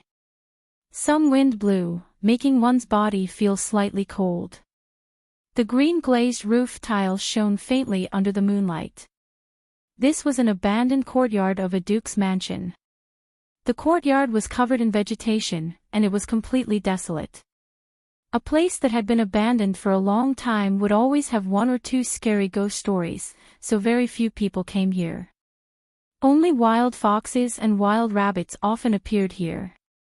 At this time, on the roof of a palace in the depths of this mansion, a young man was sitting leisurely. A jug of wine and a stack of documents were his personal belongings. This young man was Ji Xinyu, and the stack of documents was stolen from the imperial study. There was a thick stack of documents, and many of them were lengthy, all about the evil flood dragon. Most of the people who wrote these documents had fought with the flood dragon. Of course, in order to show off, there were many beautiful words describing the dangerous process, and how they risked their lives to not disgrace the imperial family. Ji Xinyu only read the important ones. She hated being disturbed the most when she was working, so not only did she turn off all the sound transmission talismans on her, she didn't even bother to light up a night pearl when she was reading. Fortunately, her internal energy was profound and her eyesight was good. Although it was under the dim moonlight, she could still see the densely packed words on the document very clearly. She took a sip of wine and read a book. By the time the entire gourd of wine had entered her stomach, she had almost finished reading the stack of books. She also gradually summed up the characteristics of the evil flood dragon from these long and smelly documents. For example, the size of his body, the strength of his demonic powers, the techniques he was proficient in. Although these documents were flashy and impractical, they were much better and more specific than her asking around randomly. She already had a general plan to deal with the evil flood dragon in her mind. The evil Jiao dragon was indeed an extremely difficult opponent to deal with, but after looking through the information, Ji Xinyu felt that she had some confidence in defeating it and taking its head. Of course, the chances of success were slim, but it was worth a try. All these years, she had used another identity to wander around the Sanskrit continent. She had fought countless ferocious beasts and vicious birds. Her experience was not ordinary. She even had the experience of defeating stronger opponents as the weak. As long as she did her homework in advance, she would often surprise people. You're tuning into the LoveLore Library YouTube channel. We're so grateful for your support, and don't forget to subscribe to join us on this incredible journey through captivating stories. Your generosity through donations truly makes a world of difference, as it's the primary source of revenue that allows me to expand and enhance this channel for you. Thank you from the bottom of my heart for being a part of this adventure.